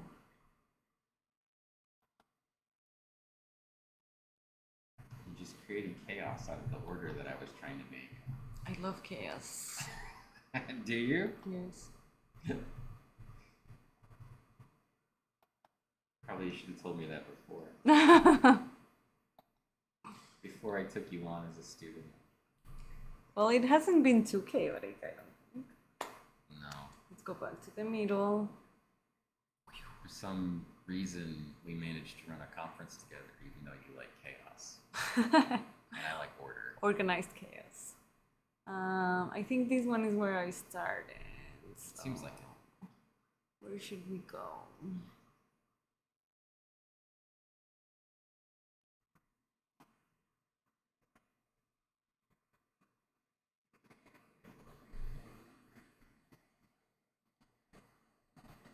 Studio says the conference was run very well. She's trying to butter me up with her apple butter. Send some apple butter.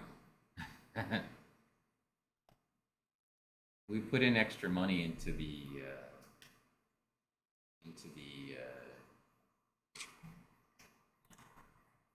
what's that app, Venmo, that I send you? Oh. Would you also include some blueberry stuff and apple butter? That would be nice. Diatom camp. Yeah, it was like a diatom camp. Adult summer camp.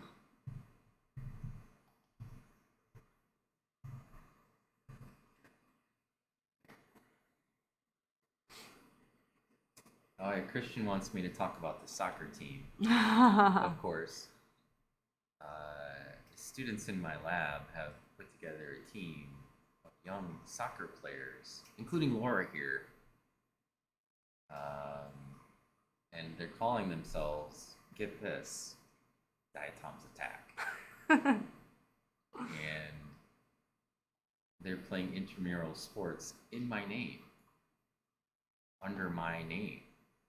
Our logo is a diatom and And everything. we have a diatom logo for the soccer team, and I think we're gonna make diatom logoed shirts for the soccer team. And they've asked me if I will stream it, which I may. I don't know. I was thinking about, do you think I would need special permission from the other team to put them on? Well, probably consent, but I don't know if permission. Maybe they have some like built-in consent. I mean, like the university has some sort of built-in consent. Like if you're on campus, they're allowed to take pictures of you. You know what I mean? Yeah, like you're here. you're accepting already. Yeah, you already accepted the fact that you might have pictures taken of you. But you know, maybe people don't want that for Twitch. Maybe Christian or Laura is gonna break somebody's ankle and then they're gonna be on the ground rolling around crying, or fake rolling around on the ground crying because it's soccer, and maybe they don't want that televised. Well, we'll try to keep fair play for the sake of the internet. How good are you at fake injuries? Can you roll around like you're in a lot of pain? I can try. I don't know how convincing it would be. You've already got like an ankle cast. I just need to practice my acting. Until we get somebody gives a yellow card or a red card, and then you'd be fine right after that, right? That's how you do it. And Christian says there will be no fakers on my team. Don't worry about it. No fakers? Well, I might fake I know how to play soccer, but I won't fake any injuries. Don't you have to be nice to me to get canned goods and art? Am I not nice to you? I feel like I've been nice. Or do you mean I have to be like extra nice? I'm switching to number 4. This is a very empty slide. Had one Well, I know who made these slides, so, and it wasn't me. I don't know, being nice isn't hard work. I'm nice to all people all the time, even when they don't deserve it. But Studio Cornix does deserve it, so it's easy to be nice to her. What you got? Well, this is an Epidemia, that's my best guess.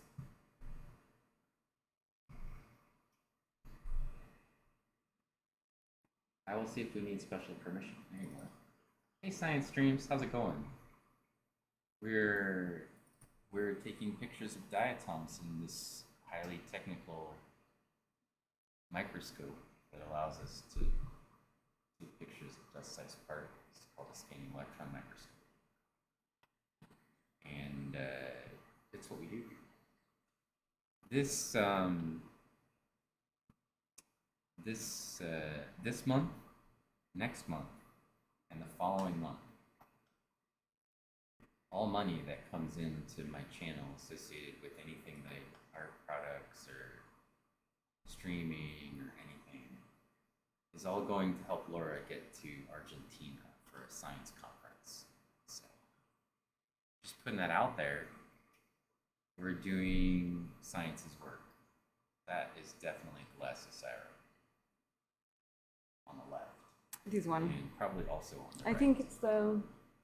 The other half of it? No? It No. looks like it is, no? It's the same diatom, though. Not the same. I don't think it's the Not same. the same one? I think they just landed next to each other because they're friends. Because they're friends.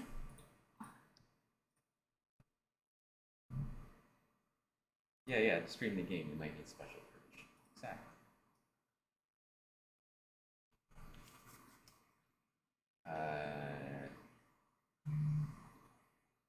You have to be extra nice to get homemade jams. Is that why Science Streams was saying that he likes your hair? Because he wants to get you to send him homemade jams?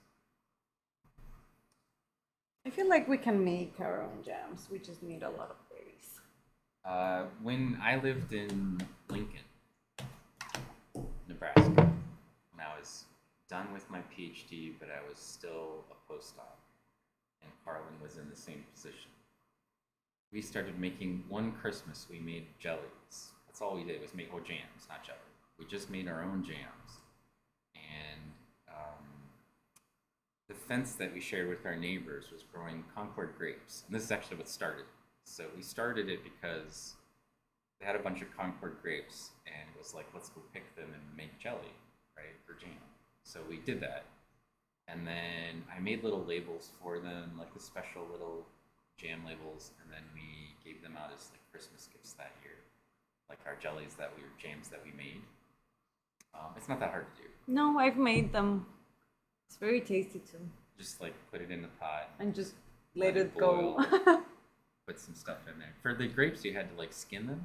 Oh. And then do something. I can't remember exactly what we did. Like blanch them and then put the skins back in or something. I don't remember.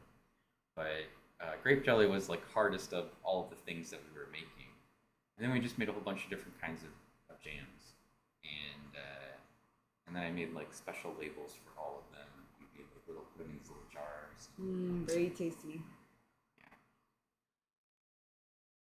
That was you know how Carlin is, and you know how I am. Like, we're gonna make something. We're gonna make it look like we're running a business. So going all in or not doing it at all. Everything has to look professional. So, not just like a homemade label with a pen written on it that says like lemon For flavored you. jelly. Merry Christmas.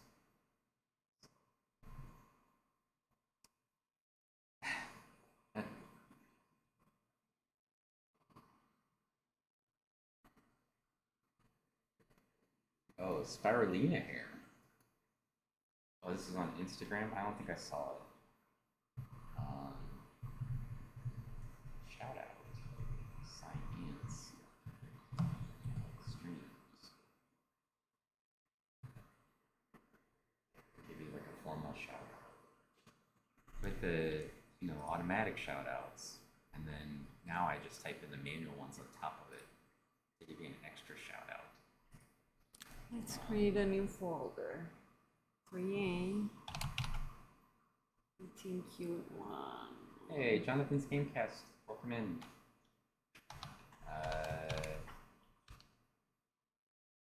Throwing your micro-learning emails at us. And then micro-learning also is here. Welcome in, micro-learning. Earlier when I was trying to get my code to automatically shout out people. I'm trying to see if I could get it to automatically shout out micro-learning. This is a nice Vitalist. Yeah, you got some Vitalists in there.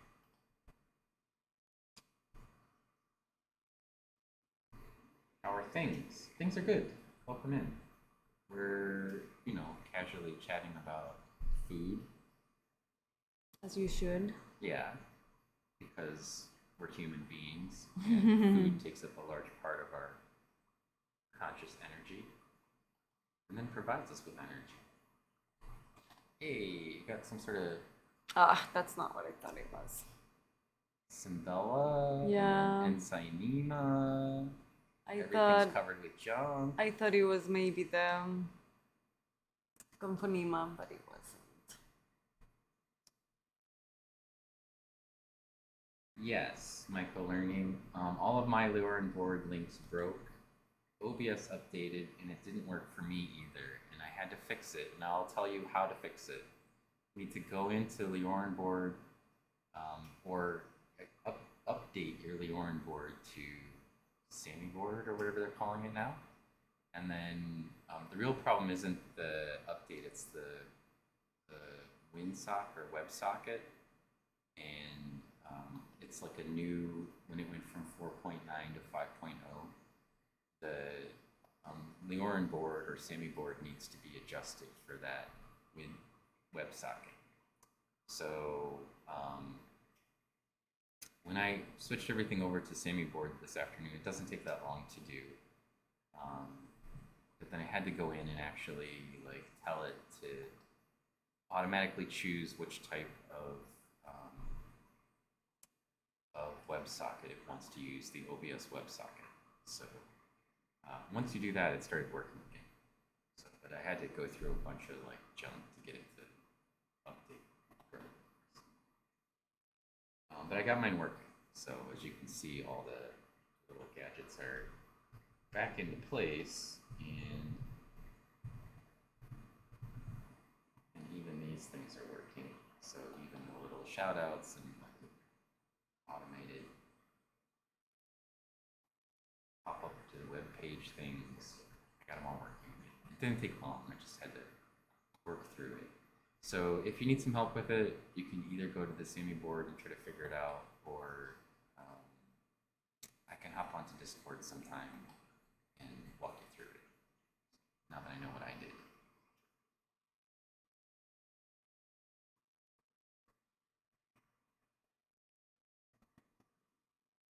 Did you and Jonathan come in at the same time because you were at the same place before?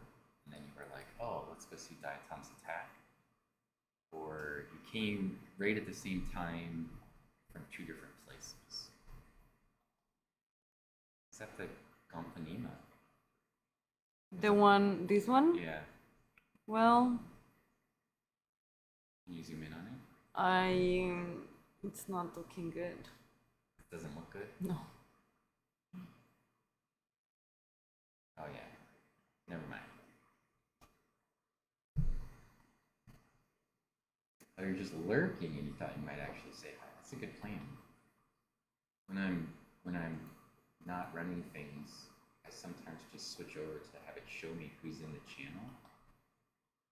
And I look around like, Claire Burr, hi, I see you hiding in there, Claire Burr, like that, you know? It's these people that are just kind of like sneaking around. Mushroom Mentor, Nid for Psy, I see you guys hanging out in here, just sneaking around in my channel, lurking, making up those people watching. Calling out lurkers, right, that's what I do. I got here after making coffee and cheese on toast. What kind of cheese was it on the toast? We don't eat cheese on toast around here. That's a British thing. But it's 8:39 in the morning. We had some snow last night. Snow, wow. I know. That's ridiculous. Cheddar cheese on toast. That sounds amazing. You eat cheese on toast in Colombia? No. But you'll start. If you're forced to. Yeah. Here we eat avocados on toast. That's the American thing. Yeah. I usually just put a little bit of honey on mine. On toast? Best place for honey. We don't really do toast. We have other kinds of breads. You don't do toast? No. I don't think I can go to Colombia now. I mean, yeah, no, we don't really do. In the morning, you don't eat toast? No. Just fruits? No, we eat arepas. What? Arepas. They're like a corn thingy. Cornbread? No, it's not bread. It's not a tortilla either. Rapas? Arepa. Arepas? So, no, not the No, it's like a Venezuelan sandwich. one. Arepas. Okay, so it's like a corn thingy and it has cheese. Corn thingy with cheese? Yeah. These I can make if you would like to try them. It's one of the few things I can make here. What? What do you need for it? Just corn Meal? flour, Corn I flour. guess, and water and salt and butter and cheese. I feel like they should see it. If only they had a Google. Well, who knows? I'll just show them. Studia says she eats cheese on toast. I've never eaten cheese on toast. I mean, I've had what we call a toasted cheese sandwich or grilled cheese I was gonna sandwich. say it's almost like a sandwich, except A grilled cheese sandwich an is open-faced delicious. sandwich, I guess. That's a delicious, but that's like a lunch meal for me, not a breakfast meal. Well, we have arepas for breakfast. Corn with cheese and a sandwich. Yeah. Yeah. Can you put meat in there? Yeah. Like ham or bacon? Or Well, no, not ham or bacon. Like pulled, pulled pork? not pork, but Chicken? it's Pulled chicken? no. Wait. So it's beef, but it's pulled. So Okay. Like a carne asada or something. yeah. Pulled beef. Pulled beef.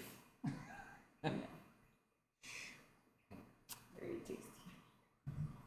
Jonathan says they're not a fan of toast. This Why are you one, eating toast if you don't like it, Jonathan? You're the one who started it with the toasted cheese. this one is the Neumastus one. No. Can you zoom in on that picture before you close it? Help me.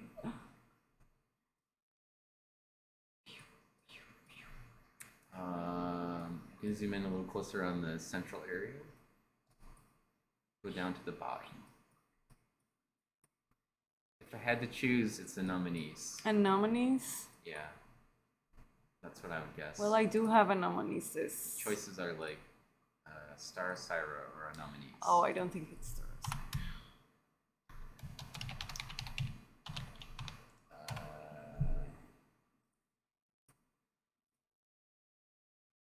I lack imagination and organization, so I want a toast. Oh, well, that's a good reason for toast.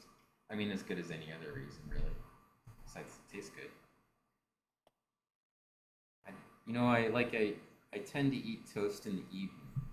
Really? Yeah, and the reason for it is I'm trying to avoid eating things that are bad for me, like potato chips or like ice cream. Well, that's fair, So and I just feel try like to toast eat is something nice. like Yeah. toast, and then I just put a little bit of honey, nothing else, just a little bit Ooh, toasted and a ooh, little bit I of think. honey, and then I don't eat something that might be bad for me. Also, just eat fruits. Yep, I think that's it. Can you zoom in on it? So I In can the see central yeah. area. You know what I want. I don't know. Too close? I don't know. It looks like maybe there's only one stigma there. Do you have Gomphonema with only one stigma? Yes, Well, definitely. you can take a picture of it anyways. And I have Gomphonies as well, so no stigma. Like I have everything. No stigma? Yes. That's Gomphonella. Gomphonella. I was like, what? Yes. Let's see. Studio needs to jump off for a meeting. Okay, thanks for hanging Good out. luck. Your hair looks great today. Also, your shoes are nice. And Send some jelly. send us some jelly. Exactly. What else could we compliment? I like your artwork. That one's not fake. Let's see. I have this coffee, cocoa and coconut and almond granola, but we ran Ooh. out. That sounds like an amazing snack.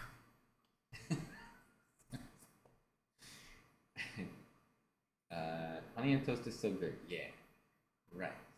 Me and Micah could eat food together all the time. We know it's good. As long as she doesn't eat guinea pigs.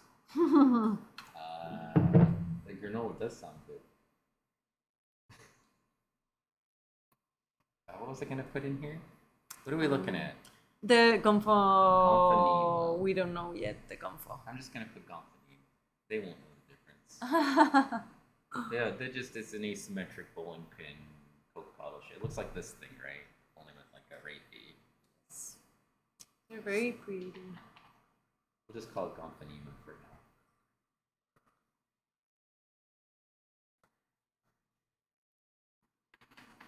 I probably need to move my little logo. It's in the corner where the web page pops up. I feel like it blocks the important details.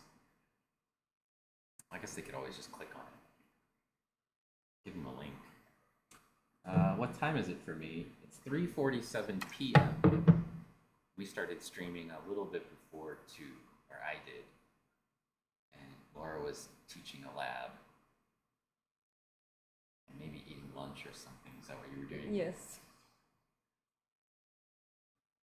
Couldn't get your food in before lunch, before the the class started? No, because I have global biogeochemical cycles at 11. Oh, one right to the next. Yeah, so I would have to have lunch like at 10:30, and Just that's eat it not in class. not That one has good. one stigma. Yeah. It's right there. That's This the stigma one? right Yeah. there, just that one. Yeah, I have 1 stigma, 2 stigmas, 3 stigmas, 4 stigmas. Like it goes on. 2, 3, 4, those are all the same Okay. diatom, I think. One stigma, that's a different diatom.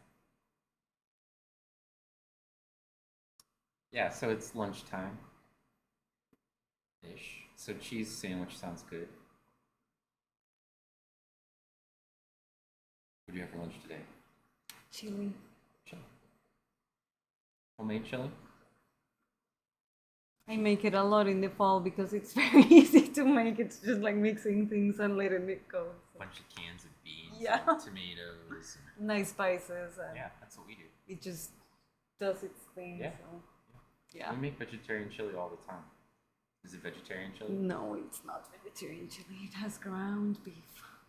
Mm-hmm.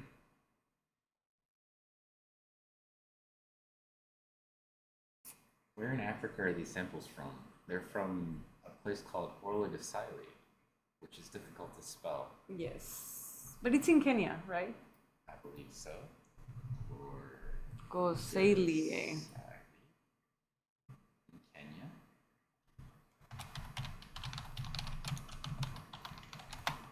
I think I have like a Wikipedia command in here.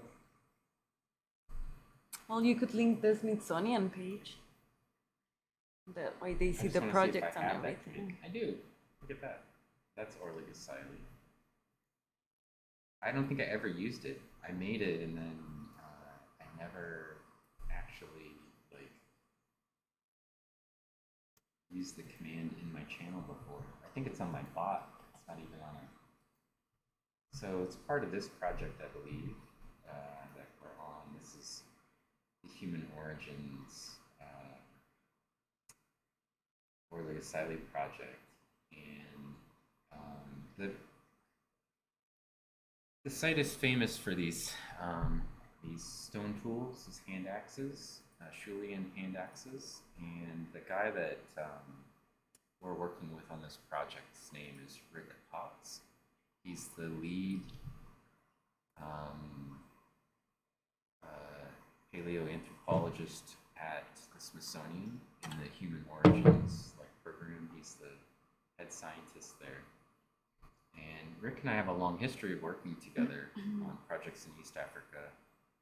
And but he's always been on his projects, and I've been on my projects that were like separated. And they had a different diatomist that they were working with for most of the time. And now he's decided that he wants to work with me. So,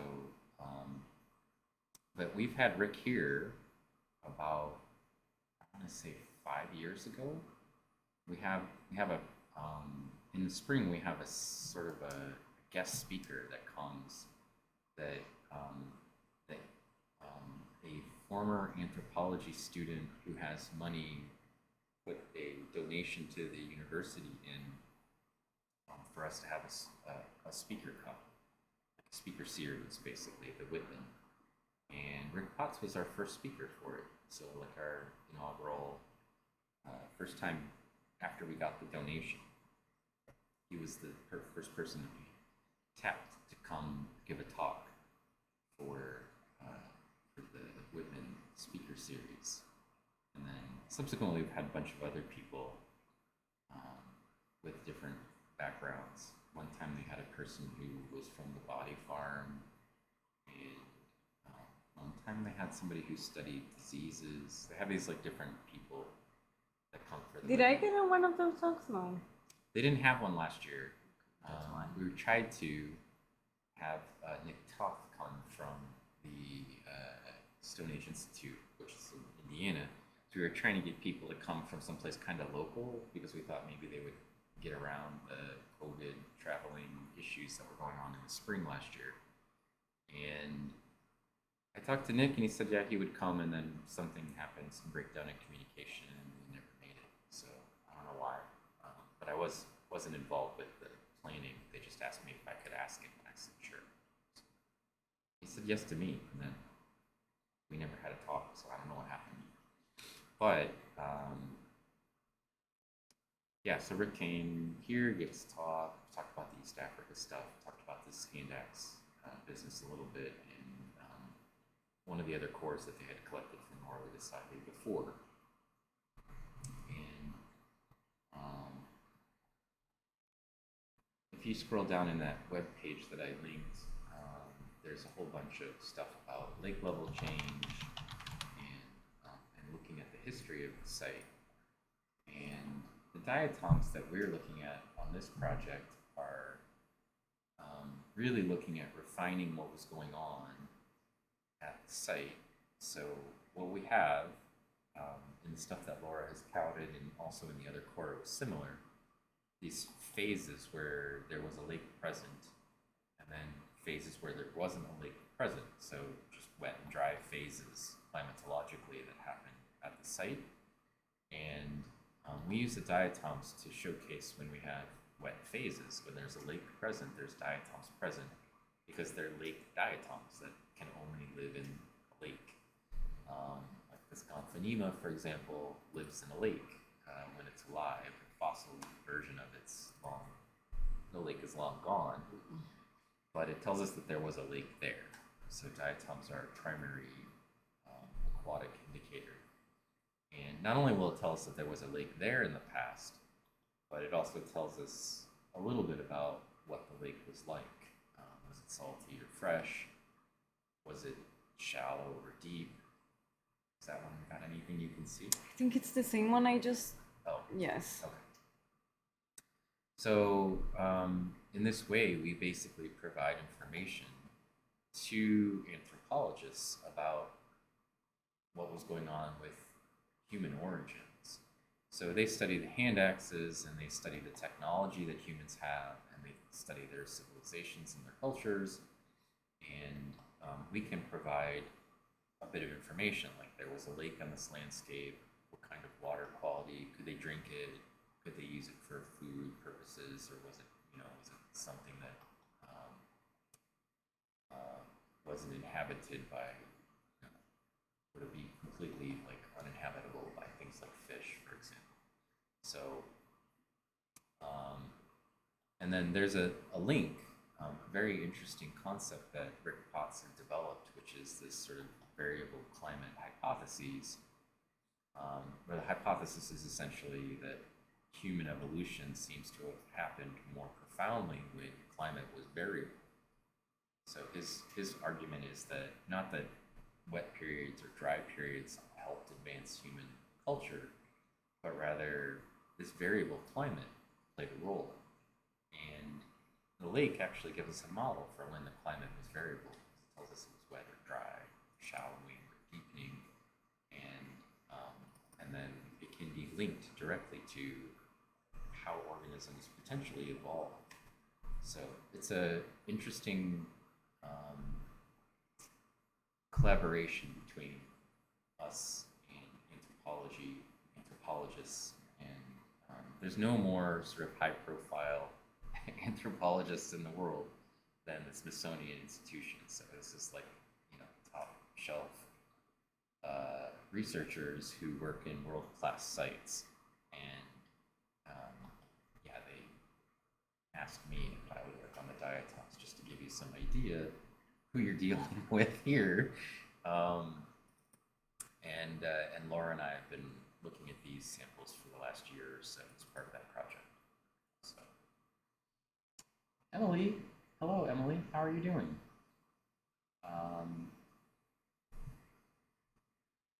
We're just talking a little bit about research. This is a graduate student who works in my lab, Laura, and this is a project that we've been working on for a long time from East Africa. So welcome in. If you don't know Emily, she plays violin.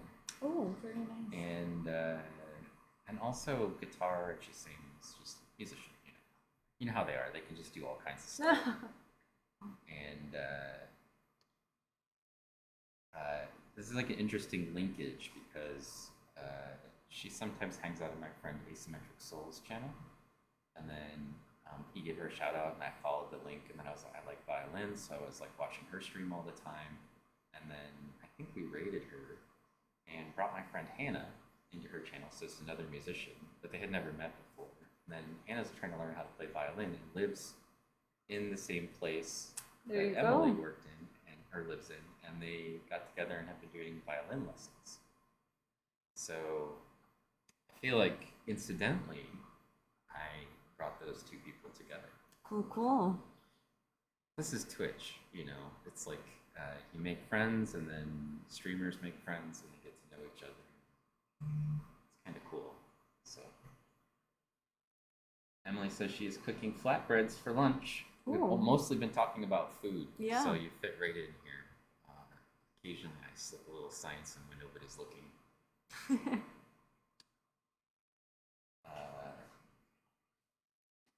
It's been so long since you had science courses. But you should give Emily a follow. I'll give you a separate shout out.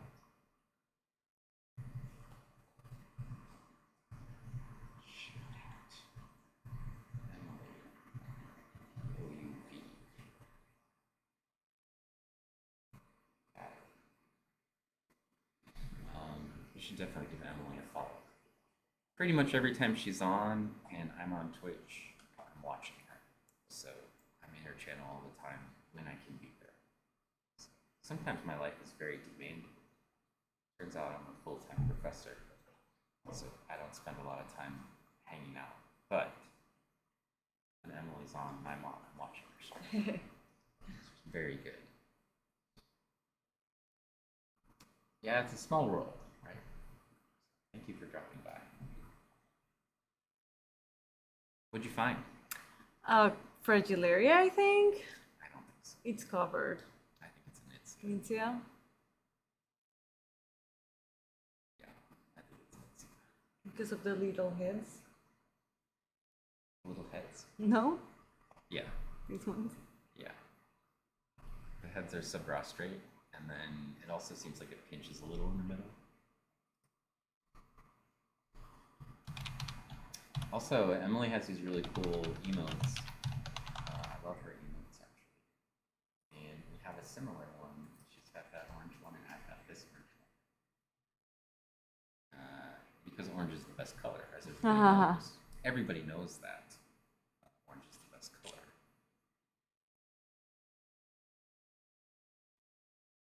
And we've had to rank colors from best to worst. Orange would win. Orange is obviously the winner. What's your favorite color?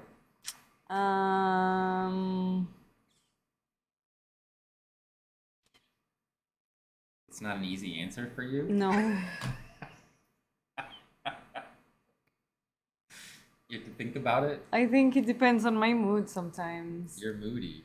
Sometimes I like blue, sometimes I like green, sometimes I like yellow, sometimes I like purple. Sometimes, like, you like yellow. Well, not bright yellow. I'm not being critical. I just don't know many people whose yellow is their favorite color. Well, it's a very happy color. It is a happy color. Like sunflower yellow. Yeah. Like a golden marigold kind of yellow. Yeah. Like pastel yellow, no. It's ugly. Oh, you don't like Easter yellow? No. Nothing at Easter? No. Let's see. Jonathan's Gamecast wants some lemon yellow, yeah. Do you have any ex-students that can never identify a particular genus correctly and you see it in their publications or conversations? Well, definitely not in their publications. If I have ex-students and they publish papers and they have diatoms in them, I'm usually on the paper. But, and if they can't identify something correctly, then I would help them. But I'm trying to think if there's things that people struggle to identify at the genus level. I mean, some of my students have trouble identifying things to the genus, but I don't think that they would ever get it so wrong that they couldn't do it. It's more that they couldn't do it without like having a book in front of them, right? Whereas I can just glance at it and tell you what its genus is for most things that are freshwater anyway. They might struggle getting it into the right one because there's a nuance for some things. And then they'd be able to get it into the broad group pretty easily. But like, some of my students were never very good at taxonomy and don't want to go on to do diatom stuff. It's like a great diatom with all the surface features covered. Like so Mallory, for example, she was in my lab for 4 years. I don't think she could identify most genera without like a book in front of her. Like if you just showed it to her, she would probably not remember most of them. But she mostly focused on a couple of genera. So if you put Afrocymbella in front of her, she probably could identify them to species. But if you put something like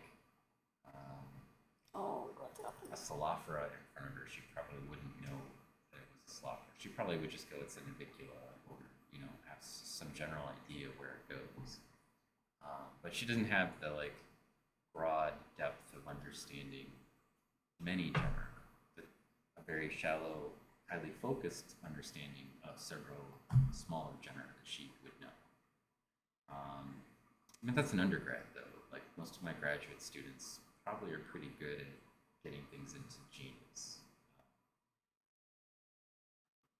or at least the basic group.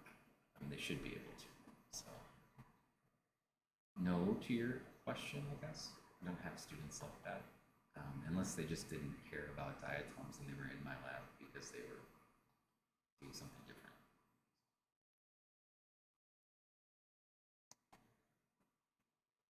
Yeah, it's about what you need to study, what your focus or your interests are.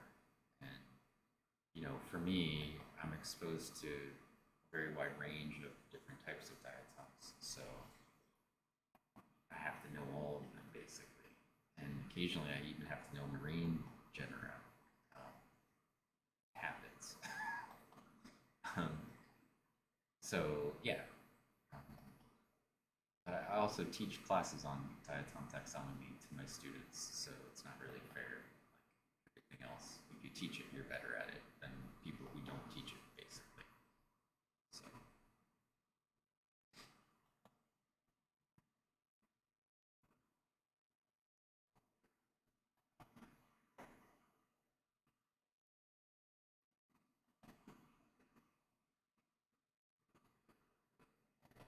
I don't know, these later slides or whatever, they don't seem that great. Somebody really made them poorly, I guess. We might need to make them again anyway.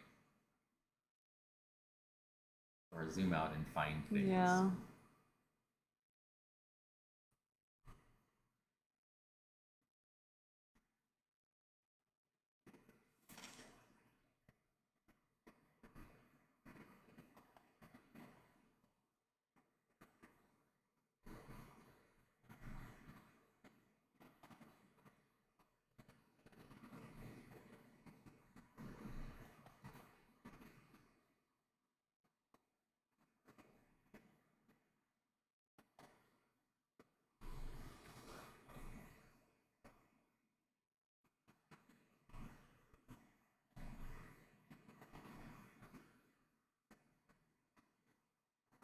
There's a person who's hiding in our channel called Plucky Prairie Punch. That's a good name. It's alliterative. I like it.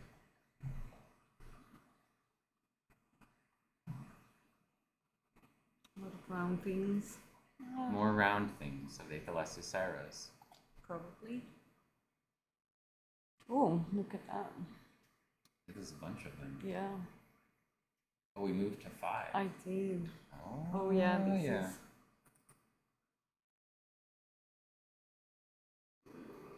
Why is it like? What's it doing? I don't know. What don't you like? That Zoom it in on kind it. of freezes sometimes. Yeah, you just need to zoom in on it. It's because it's dark and it's trying to make an adjustment to the dark.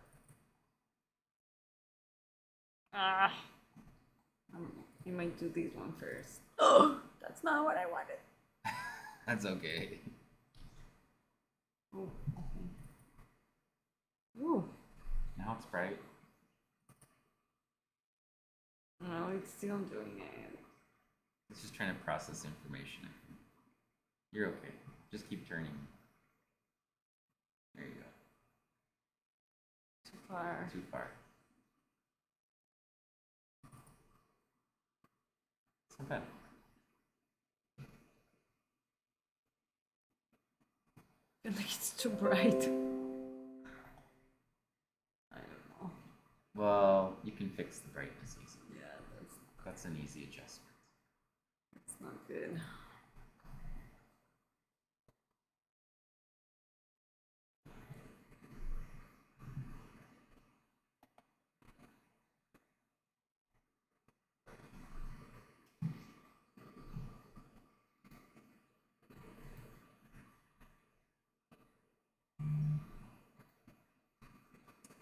I think my phone is still dinging about that skeleton. 612 people liked it. Woohoo! That's the most I've ever had like anything. That's a lot of likes. I like the one in the top middle. This one? Yeah, because it's profile and you can see those spines standing off of it really nice. This one looks nice too. Oh, that is also nice. Yeah, it's got junk on the rest of the vowel. It has a friend. Yeah. Cyclotilla friend. Stephanocyclus. Stephanocyclus friend. Oh no, that was too far. You took it too far. Yeah.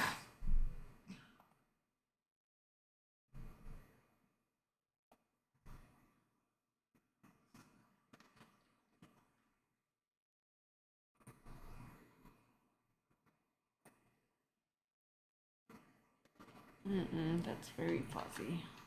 It's what? It's like, I don't know. It needs to be. You need to zoom in and focus, and then zoom out.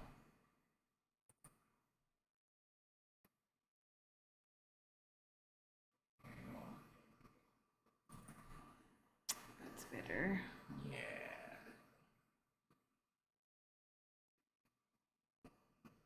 Now you can take pictures of the friends. Speaking of pictures of friends, this is something that Hannah mentioned to me that we didn't even think to do.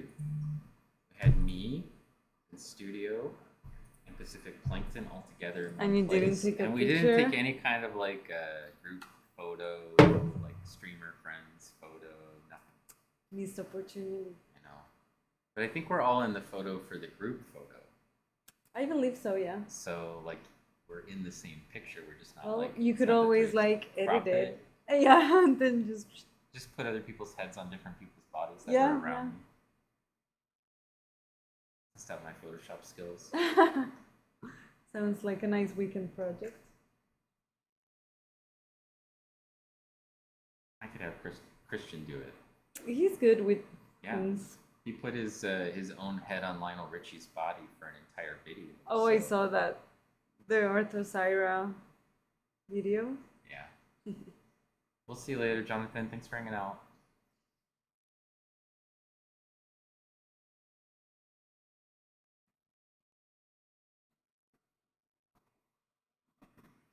I think he said he just did it frame by frame, which sounds crazy to me. That's a lot of work, I don't That's a know. lot of work.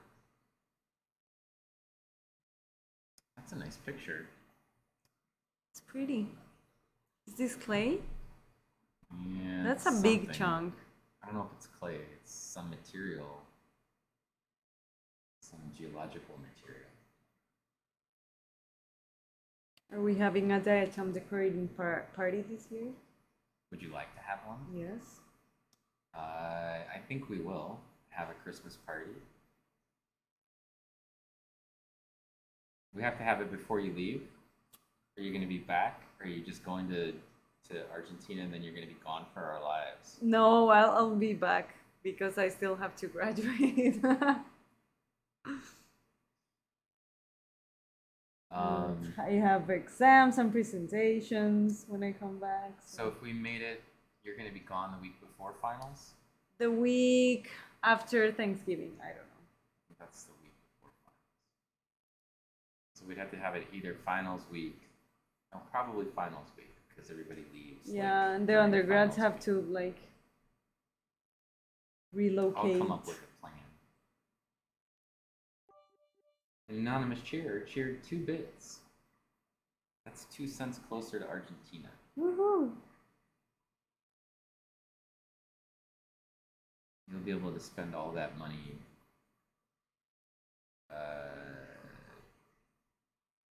on taxes or something for something you bought.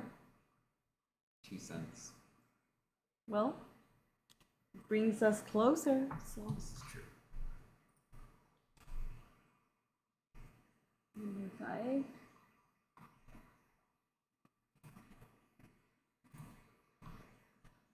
Three A. 18Q. 13Q. 1. 85, 86.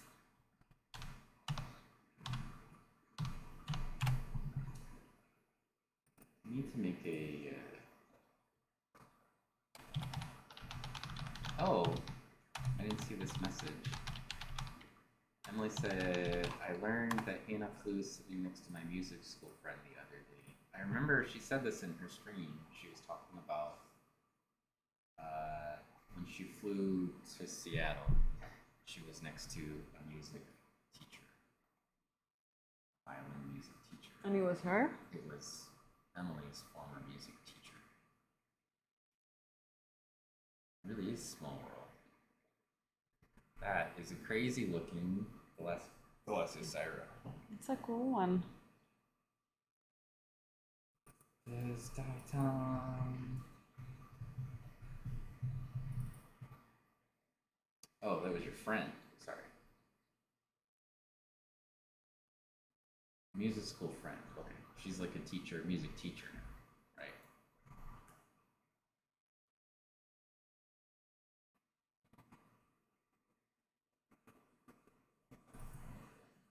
That's not better. Yeah, you probably need to focus on something like out in the middle of the bow if you want it to have like a medium focus, because you're only focusing out in front of it, you know?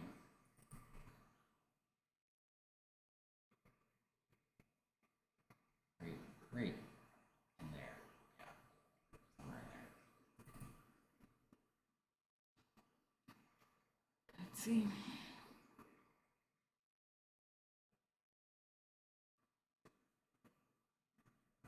Your depth of focus currently is Like 5 microns. So that means like a total 10 micron width will be in focus. You know what I'm saying? Yeah. So like you can only have so much of the diatom in focus unless you lower the stage Ooh, I don't or know. zoom out farther. Either of those things will give you a greater depth of focus, but then you don't have as nice of a picture. Yeah.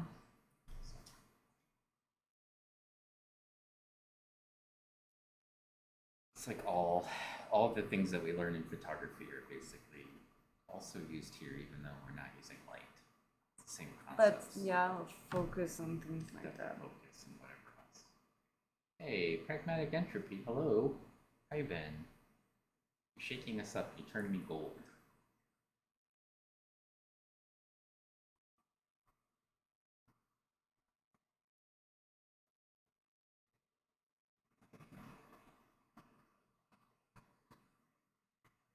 I think I need to eventually upgrade this computer system that runs the SEM.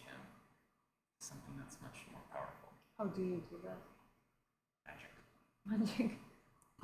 You need to contact like the IT things. Like, do you have permission to alter this computer? This computer doesn't run by IT at all.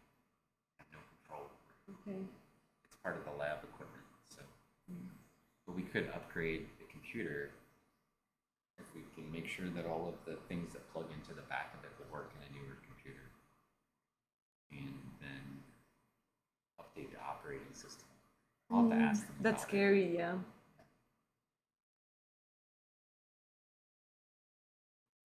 Looked into this surfer thing and it's very expensive. have it. I have Surfer. You don't need to buy it. Well, how do you have it? I bought it. Why are you squinting at me? I don't It was know. only like $800. Because there's like different types of subscriptions. You can have it for a limited time. You can have it for I an have it before they unlimited had time. subscriptions. I have like the disc. Oh well, how are you gonna plug it in? I already can have it installed. I have a disk drive. I have all kinds of ways of getting things to work. Computers don't come with disc thingies anymore. I know. I have an external CD drive that will run DVDs and CDs. You can plug it into your USB and load software onto it. That's handy. Yeah. The blue one is really pretty, and the orange one nice in a different way. I wish I knew enough to distinguish which blue one I was talking about. Oh, do you mean like the pictures in the images below us or something? What do you mean? Yeah, I was gonna ask. Oh, maybe they mean the emotes. Oh. I see. Well, your emotes are so cool now. Oh yeah, they're all based on diatom images. That's why. What are the snorks for? That's a funny question, Lilith. The little tubes that come out of them do look a little bit like snork tubes. These ones? Yeah, those are actually the external expression of the Manta photoportula. There's a mouthful for you. For most diatoms that are in this group, in the centrics, when they have photoportula, the holes that produce those tubes, the tube goes all the way to the inside of the valve, inside of the organism, and they will, while they're living, squeeze stuff out the tubes and effectively makes them kind of fall like a parachute would. It makes them have more surface area relative to their mass and their volume. They're covered here, right? I don't know. Can you zoom in? It's an internal view, it looks like. Can you just see if it'll focus? We might have like Garioli there with Kruger.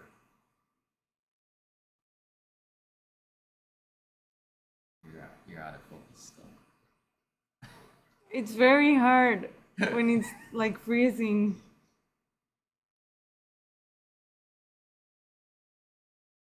Yeah, I don't know. It might be covered. So they use them to basically slow their descent as they're falling through the water column. So they squeeze stuff out the little holes, and basically, often it acts as like a parachute, a gliding parachute sort of structure. It slows them from falling. And oh, that's in pretty good focus there. The purpose for that is that these diatoms, the ones that she has in their field of view now, this is an internal view of the one with the little snork tubes. And she's actually focused on the snork tube on the inside part. That's the mantle photoportula's internal expression, the inside of the valve. So diatoms are going to be basically, like a Pokeball or a hat box or something, a petri dish that you would be able to open. And so the inside of it will look different than the outside of it, right? And so that's this is an internal view, and that structure that you see that's right here, these things are the inside of the snork tubes. They look like that. But they're used to slow the diatom as it's falling through the water column because they're plankton, and when they get out of the light, if they don't have a way to get back up into the light, they're dead. Right? They need to be in the light in order to replicate and stay in the water column. A lot of times they will make this sort of parachute structure as they're falling through the water column, and it will make them neutrally buoyant, so they'll sit on boundaries between colder water and warmer water, and they'll just rest there. And when the lake circulates, so the wind blows across the surface, it creates these sort of circulatory gyres that create upwelling. We call convective mixing.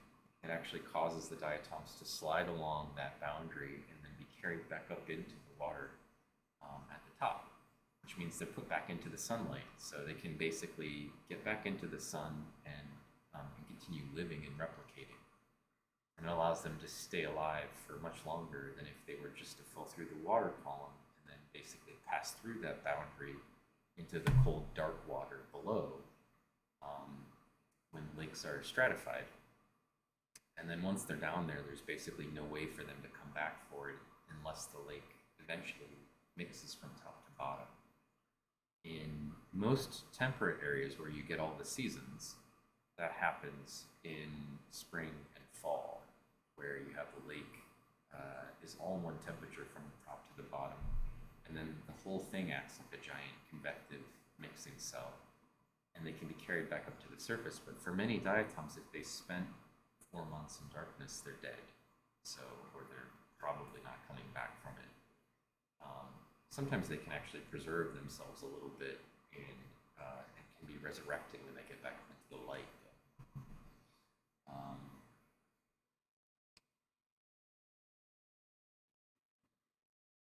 The tube sticking out, yeah. I still do Linux thumb drive systems and rebuild boots from there. See? You can do it. The spiky star one. I'm not watching the little things that go by on the bottom, but there's a spiky star one that's probably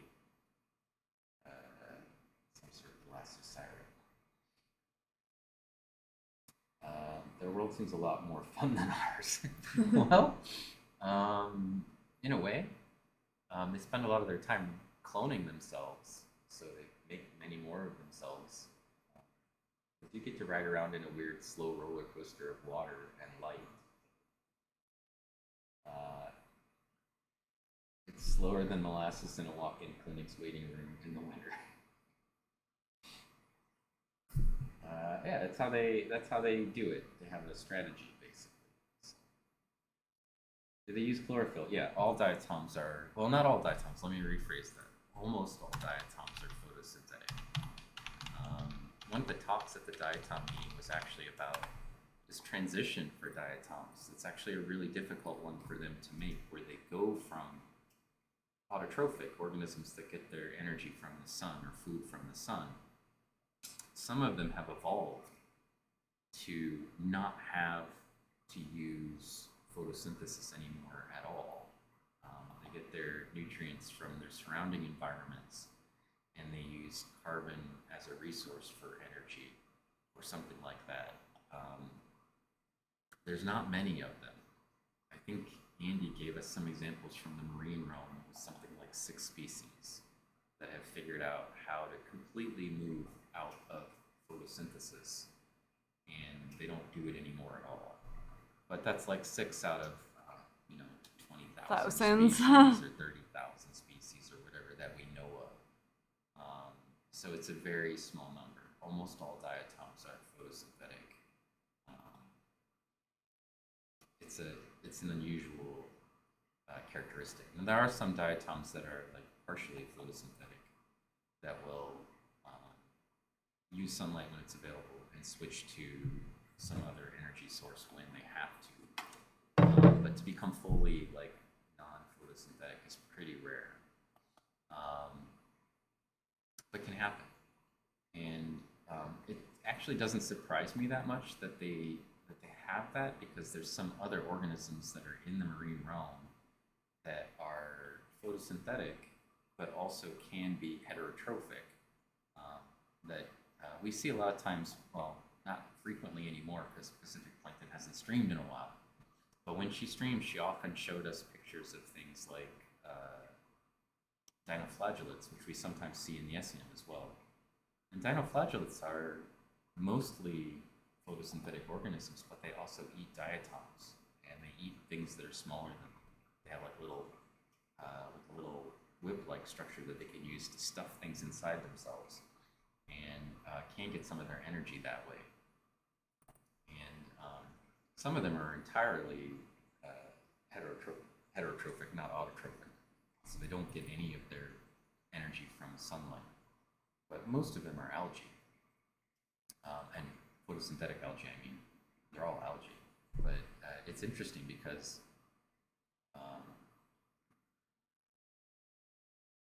it's an unusual setting for an organism like an algae to be then also eating other algae in general. But that, this is sort of what they do. Life is interesting, and organisms have ways to adapt to the environment that are always kind of unique and interesting approaches. So, are there ever any instances where they share genetic information with each other? So, through endosymbiotic relationships, I don't know if they actually share genetic information with each other. I mean, technically, all organisms that have chloroplasts have some sort of shared genetic history because chloroplasts didn't used to be, they used to be separate organisms that became incorporated into things like diatoms and other algae. But I don't know that they actually share like genetic information intentionally with other things. So there are diatoms that have an endosymbiotic relationship with cyanobacteria, for example, where the cyanobacteria lives inside the diatom, and diatoms provide shelter and some food resources for them, and the cyanobacteria fixate nitrogen for them. So, well, actually, they fixate it for themselves, but then it gets shared with the diatom. But that's not a genetic relationship. They incorporate them from the environment when they split. Basically, when they clone themselves, they will capture. I don't know if capture is the right word, but they'll capture and enslave the cyanobacteria to work inside of their bodies. So, no googly eye redeemed. Do you want to use the googly eye broken symmetry? I had it turned off because none of my things were working, and then when I turned some of them back on, I just didn't turn all of them back on. We could put googly eyes on one of these things if you'd like.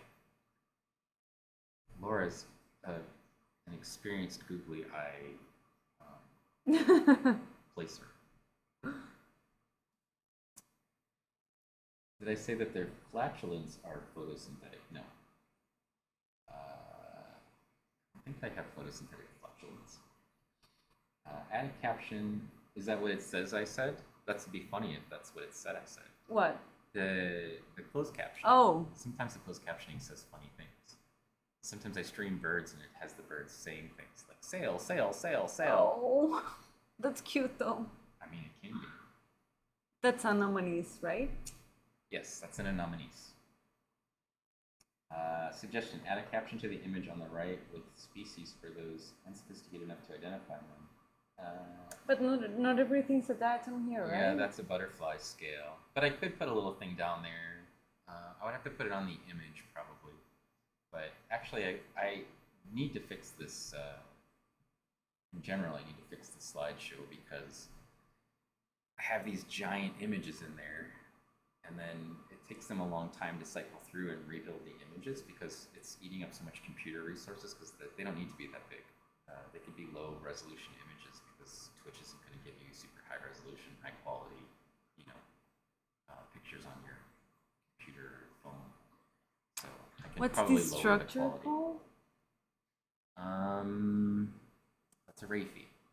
That's what it looks like from the inside? That's a Raphy. For that organism, that's the way it looks. Wow. The Raphy is sitting inside a channel.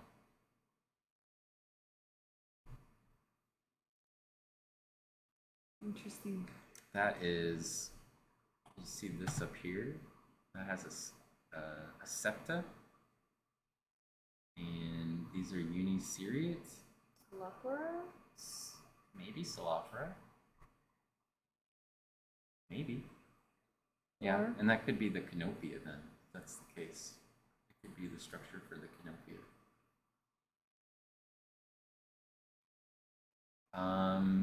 Yeah, there's not a lot of choices.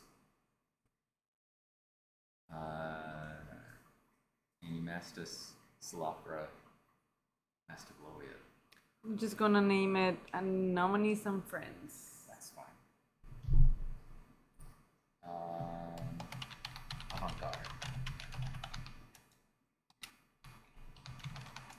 would be good to have things down here so people could, instead of telling me, oh, the purple one or the green one, and then we still have a feature that just have it turned off where people could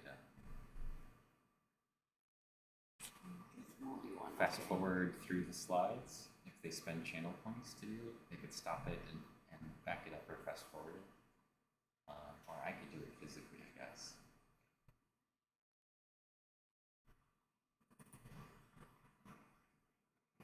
This is the same diatom. I agree.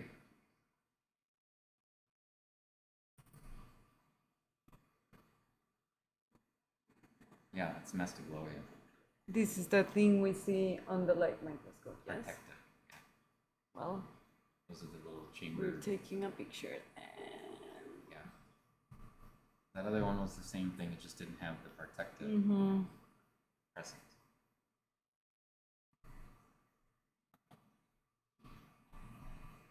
Let's make the Mastigloia show up for people.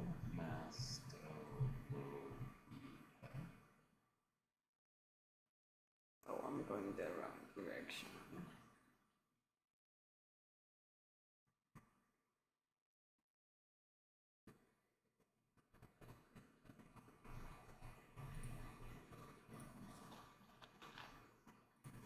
And that actually kind of makes sense.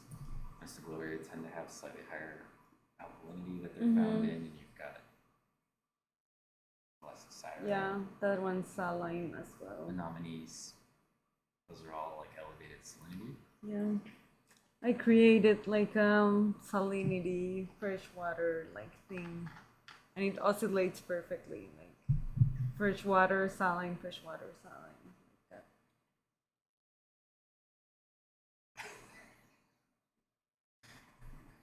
You mean when it goes deep lake, shallow lake, it has fresh in between salty bands? The fresh one is that high diversity of Alacosiris. Yep.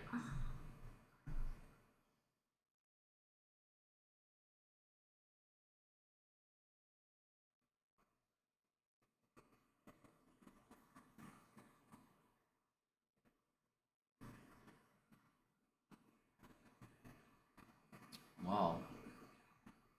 How much longer?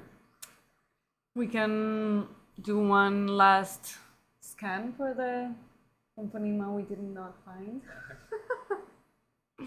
You know which sample it's in? I made stubs of the samples that had the highest Companyma abundance, The one but that Daphne was looking for was 18Q1. so let's go for back to 4 maybe. Yeah. If it had anything in it. That was sparse. Okay. Well, But we can. or you can just scan this one if it's got a lot. You've been on 6 yet? No. We could look at 6 then.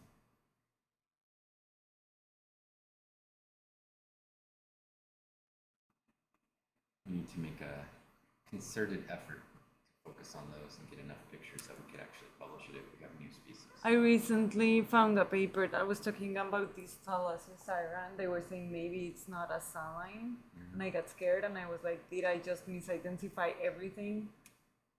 But then, like, the ecology of the other diatoms is telling me it's also, like, I don't know.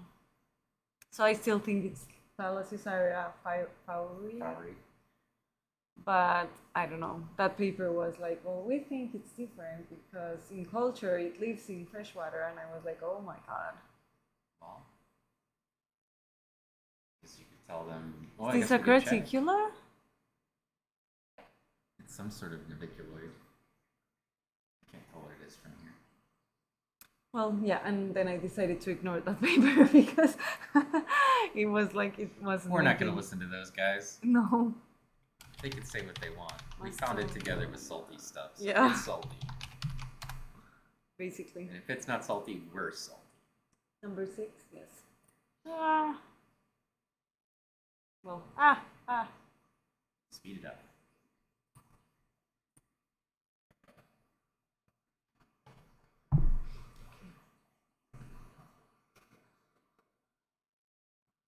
I think you zoomed in. Yes. Okay, you wanted to. Yeah. Right.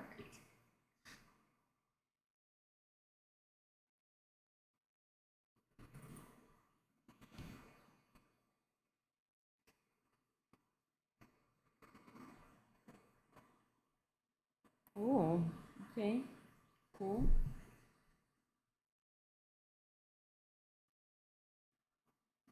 Epidemias everywhere.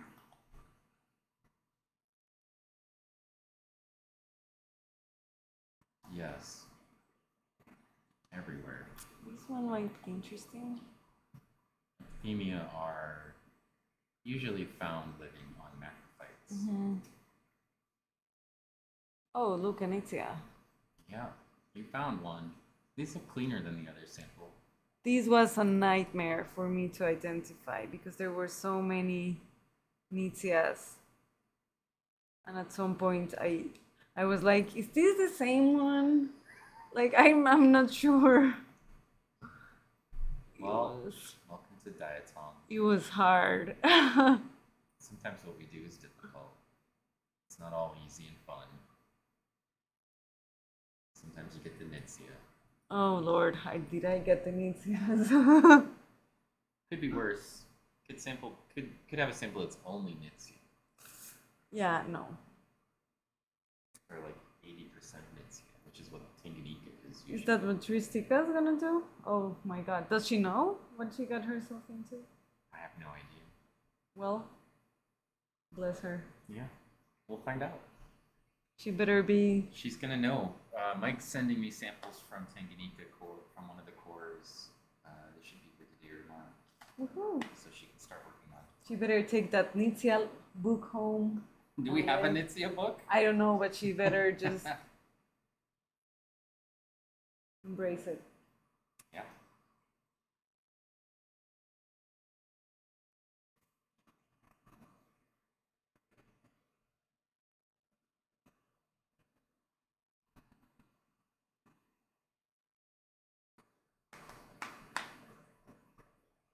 My normal mode is I only identify Nitsia as species if somebody's paying me. That's a good. Otherwise, it's just a Nitsia and I don't care. It can be Nitia SP1 and that's okay. SP1, SP2, whatever. At the end, it tells you the same ecological That's right. feature, so.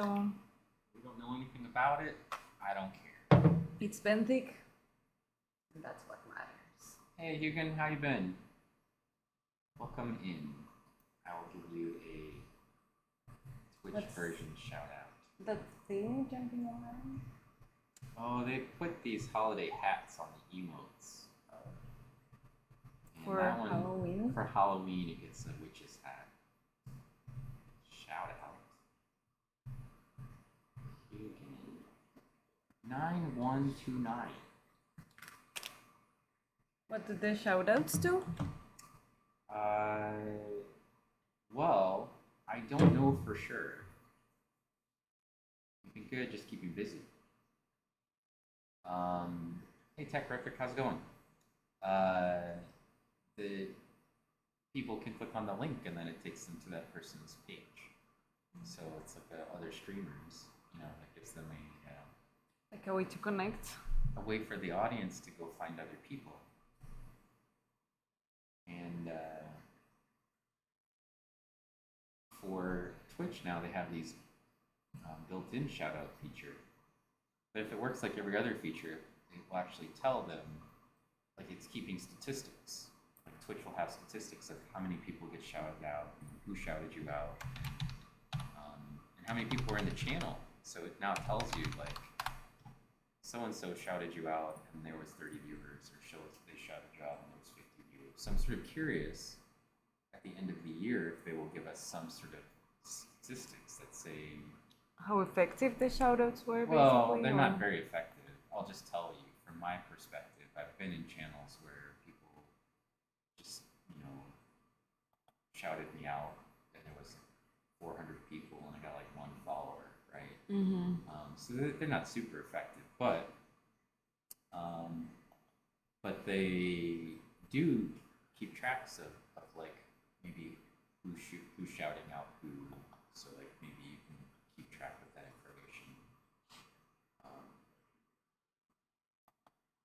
is why I generally don't care if people shout me out, because I feel like people on Twitch already know me if they care about science and microscope stuff. You know, those people have probably already found me by and large. So, you know, it's not a huge market for science following people on Twitch unless you're paleontologizing, for example, because everybody likes dinosaurs, but not Yeah. everybody likes microfossils, right?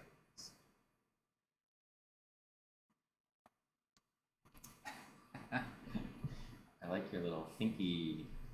You put a little thinky hand on my emote, Oh. like a thinking orange slice. Do we find any gomphonemas? No, gomphonemas. There's a lot of things A that lot are of Mastagloia. and epidemia all over the place. Lots of epidemia of different varieties. There's like a couple cocconeses. Yep. What's the plural? Cocconeses? Coccones? I think it's just Cocconeses? Coccones. You have this Epidemia smithii. This You one? have an Epidemia sorex. You have Epidemia argus. Yes, I do. Epidemia gibba.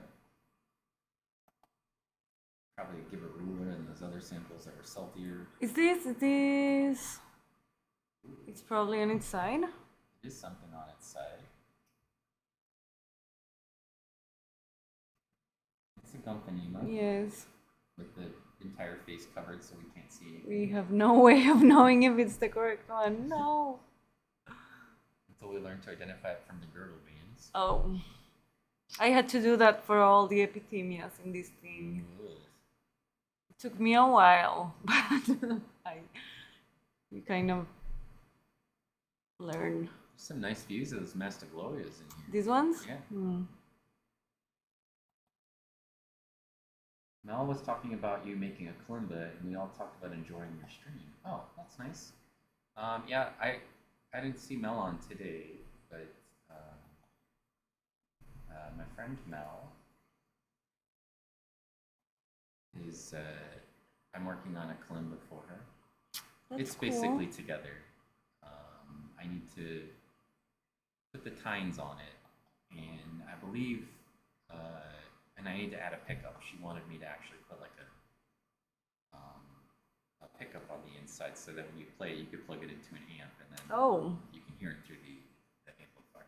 that's fancy. Yeah, it's the first time I tried that, and so I have the pickup. I just haven't put it in yet. It's not actually a lot of work to install. It's drilling a hole, and then you thread it through the hole onto the inside, and the pickups are just like they just start to have like a tape thing that you stick on the inside of the instrument, and then it uses the vibrations to pick up the sounds. And yep. Again. Right. Once again. Right where you need the critical information from. There's always junk on that part. Yeah, so I'm working on that for her. I would stream it, but a lot of woodworking streaming, it's like the part that is most interesting is probably the parts that are the shortest. So, like gluing together wood's not super interesting. to You're watch. just like We're just standing gonna there. wait around for the glue to dry. But even just like cutting, a lot of the pieces are just cut in straight lines and then glued together, and then cut, like really simply cut with a miter saw or a table saw. Those parts aren't that exciting. The router part's nice to watch, but it only takes me like 2 minutes to do the routering part. So a lot of times I just don't bother streaming it. I haven't been streaming much at all recently. So this is, I think, the first stream where I was actually present for the whole stream for like 2 months now. So Well, the symposium got crazy. yeah, it was a lot of work during the diatom symposium, and when Pacific was here, she did some streaming from my channel, and then before that, it had been a month and a half or something, and the time before that, Sylvia was streaming Cult of the Lamb. So like for one weekend, spent like 6 hours streaming Cult of the Lamb. That's the one where you have followers and you have Yes, to keep yes, them you have to happy. kill some of them or keep them happy or whatever. Which is a fun game, but I won it so long ago that I never even played it for anybody, just for myself. And then I think Sylvia got bored with it because she didn't ask me to play it anymore. So she's just also been busy. So. No storms to stream. Yeah, that's also true. Have I made Kalimbas before? Yes. So I made a Kalimba on stream. If you go back far enough in my YouTube channels, links, there's one where I made a Kalimba for Hannah Rebecca Music, and I made a Kalimba for Asymmetrical Soul. So I didn't do that on stream, but in my Discord, I was showing the process of going through the stages of it. And so his was purple. It's made from purple heart and maple. And then the one that I'm making for Mel is made from cherry, wengi, and black walnut. And those are so like different shades of kind of browns, really dark. This wengi is like almost black, and then black walnut is really kind of like a warm brown color, and then cherry is just slightly tan. So, and then before all these ones for musicians, I made kalimbas for Sylvia. I made kalimba for myself, and I made a kalimba for my niece. So those are all things I've done. Amphora? That's an amphora, yeah, or how amphora, maybe. Yeah, those are all things I've done before, so and on stream before as well. I don't, like when I make things in the wood shop, I kind of build plans as I'm going, and then once I've done it once or twice, it's actually really easy for me to put stuff together. If I built it before. So for the diatom meeting, for the auction, I made these not diatom, but just slide boxes. And I made one, and then I was like, now I see what I need to do. And it worked out. And so then I just reformatted it. I reformatted it, and then I made like a sort of like a plan for it for myself. And then, yeah, once I have a plan that I've made, it's really easy for me to make them. So I just made 3 more really quickly. So the first one is usually the one that requires me to like figure out how to put the pieces together. For the kalimbas that I've been making, the one that I made for Hannah has 17 tines, like the little place that you play, the things you use your thumbs to play. And the one that I made for Asymmetrical Soul had 21. And the one I'm making for Mel has 21. So it's the same template that I made for Asymmetrical Souls, basically, in terms of like length and width and size and angles and things I have to cut. So I think I made it a little bit thinner, like skinnier than the one I made for Asymmetrical Soul. And I think I also, it's got different woods and arrangements of holes and things like that. So. No storms to stream. No, not right now. It's been dry. Yeah, we haven't had rain for My a while. first year here was stormy, and I was a little traumatized by that. And then this year, nothing. Yeah, so haven't had a lot. We had some storms like right before the diatom meeting. But like one. Couple for like the month of September, and then storms are over basically for a while now. Until the spring. Probably until the spring. I mean, unless I want to do a snowstorm. I don't think I've ever tried to stream. Claire the Cringe. Does it make sense to pursue academic career for money? Not from my perspective. Well, let me rephrase that. When you say academic career, do you mean like to be a professor for money? Because no, you could make a lot more money doing something else. Professors don't make a lot of money. Relative to your educational background and everything else. If I went into industry, whether it be oil industry or environmental consulting or something else.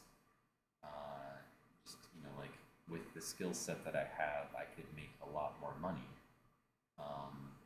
You go into being a professor in academics, it's about freedom of time and what you're most interested in, like intellectual freedom. And like if I work for a company, I do what they want me to do. When I work as a professor, I do the research I want to do. I write grants and try to get them funded so that I can do research on things that I think are interesting. So I think that there's not you shouldn't go into academia anyway for money. I don't think it's not if you have the skill set to be an academic, you have the skill set to make a lot more money doing something else, whatever it is. If I wanted to make money, I'd have gone into something else. Money's not interesting to me. I make enough money that I'm comfortable, and that's all I care about. So outside of that, I like my job. So that's the part that I think people relish as an academic. It's not I think I was how going much into money the you other make. direction. Can you become rich with research? No, absolutely not. Almost never. My money, when I research something, let me rephrase that. If you were a chemist and you got research and you could patent some of the things that you make with your research as a chemist, you could potentially make a lot of money. Or if you're a physicist and you could patent some of the things that you're creating, then you could potentially make a lot of money. If you mean, could you be a professor and make money from research, the answer is absolutely not. When I write a grant and I make $2.5 million grant, zero of it goes into my bank account. Like literally zero of it. In fact, I sometimes end up paying money out to publish papers that comes out of my bank account. So you can't get rich from research. You don't make money as a scientist doing research. You could write a book potentially, and you could research something that would make you money writing a book, but it's not part of your job as research. It's like you do that at night around your schedule. So no. If you were a chemist, maybe, or somebody who could create things, maybe.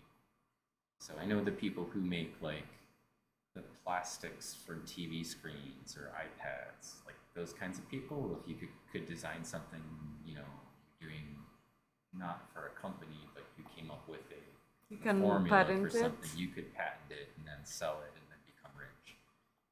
But if you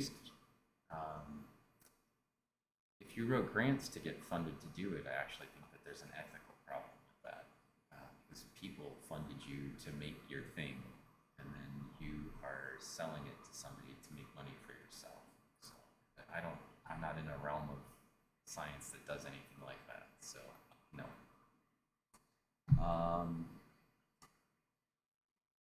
Let's see. you can maybe snow this year, maybe. Can you get rich from research, but only if you live far away from your study? No, you sometimes need a lot of money if you're far away from what you're studying, or for example, it requires helicopters to get into your field area. It costs a lot of money, but you don't make any money. So, my grandpa's pond is being dug up and moved to New Zealand as we speak. It's a good plan. And then you get a trip to New Zealand, but only once you get the grant, I guess. Also, I have a suggestion. If you're digging up your grandfather's pond, maybe just dig a hole somewhere in New Zealand and wait for it to rain into it, and then you have a lake there.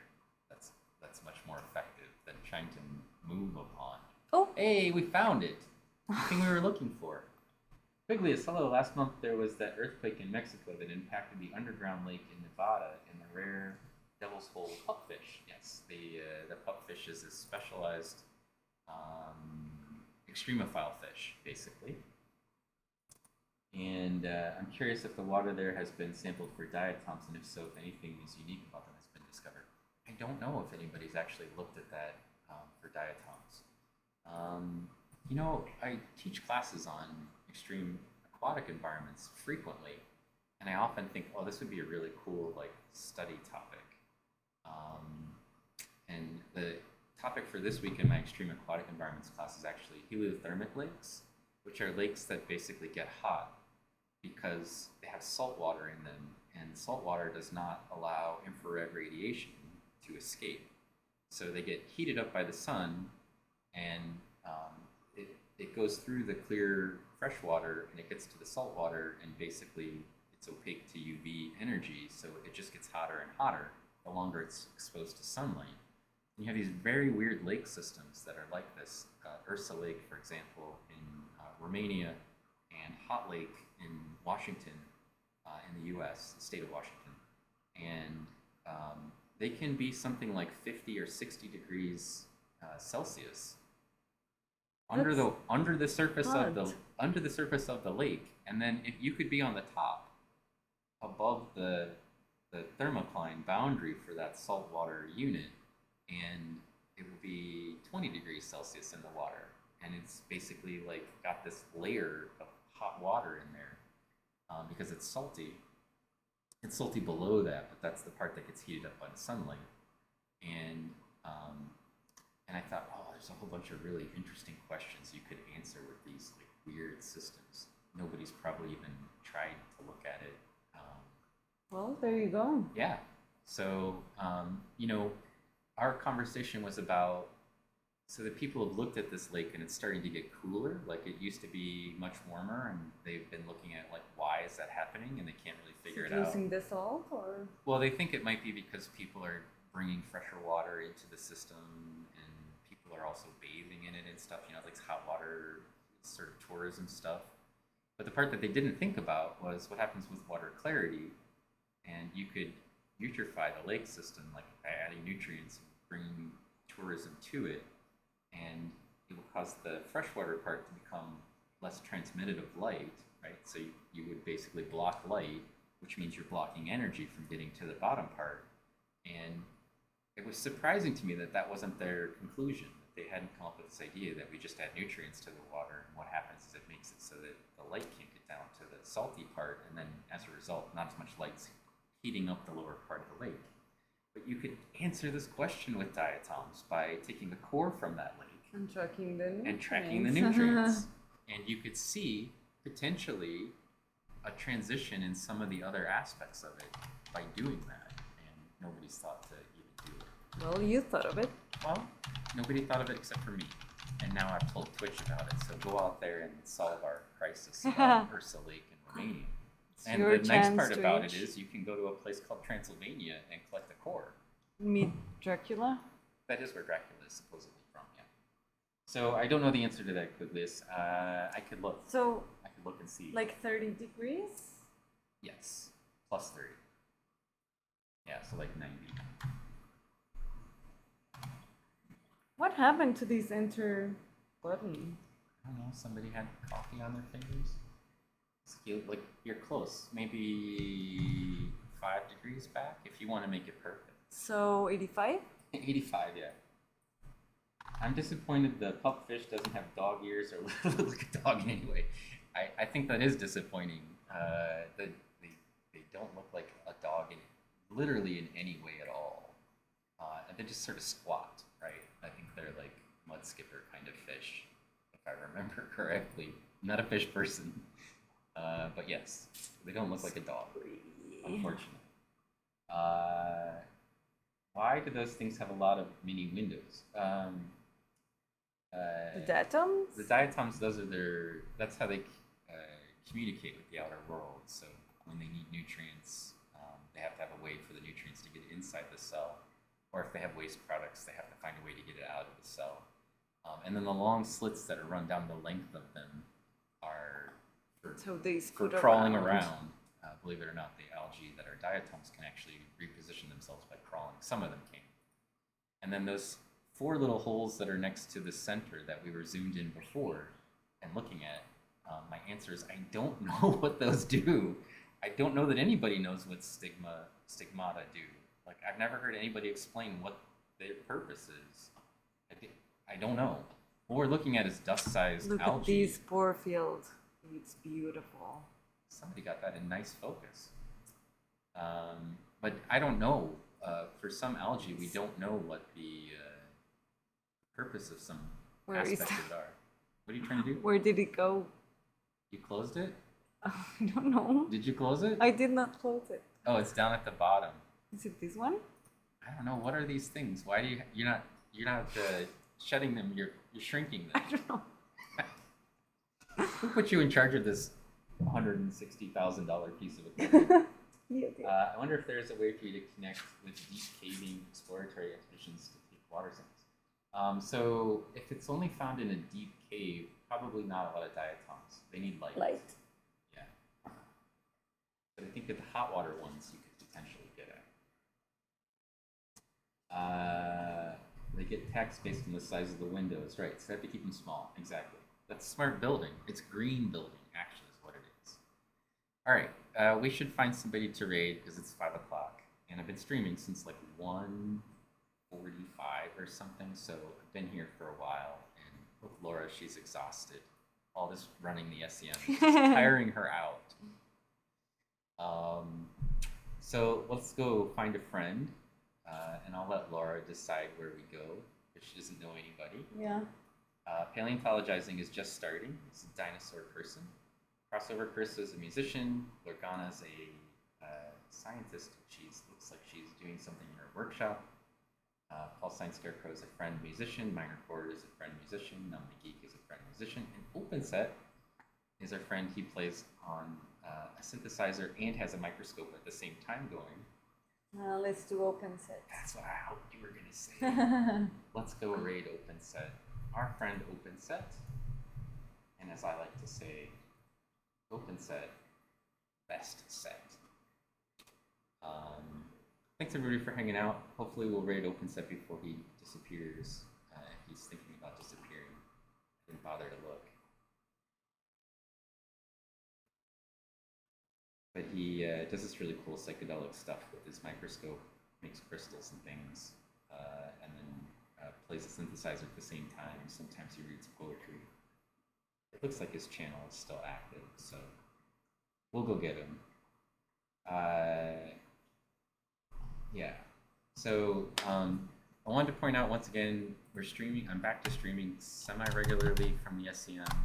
All of the money that's coming into my Twitch channel or the Redbubble site or any of the other things where I make money that's not my job, for this next couple of months is going, or next 3 months is going to Laura right here to help fund her travel to Argentina, where she's going to present some of her research from her master's degree at a paleo conference on lakes. So if you feel like you want to donate to that cause, look at the smile. Look at the smile that you get out of this is what the students right here, see them smile, because otherwise she has to pay for it out of her own bank account money. And it'd be a lot better if it came out of your bank account money than hers. So that's how she views it. All right, thanks for hanging out. We're gonna go. Goodbye. Look at that last minute. Yeah, we did it perfectly. It's a pretty one too.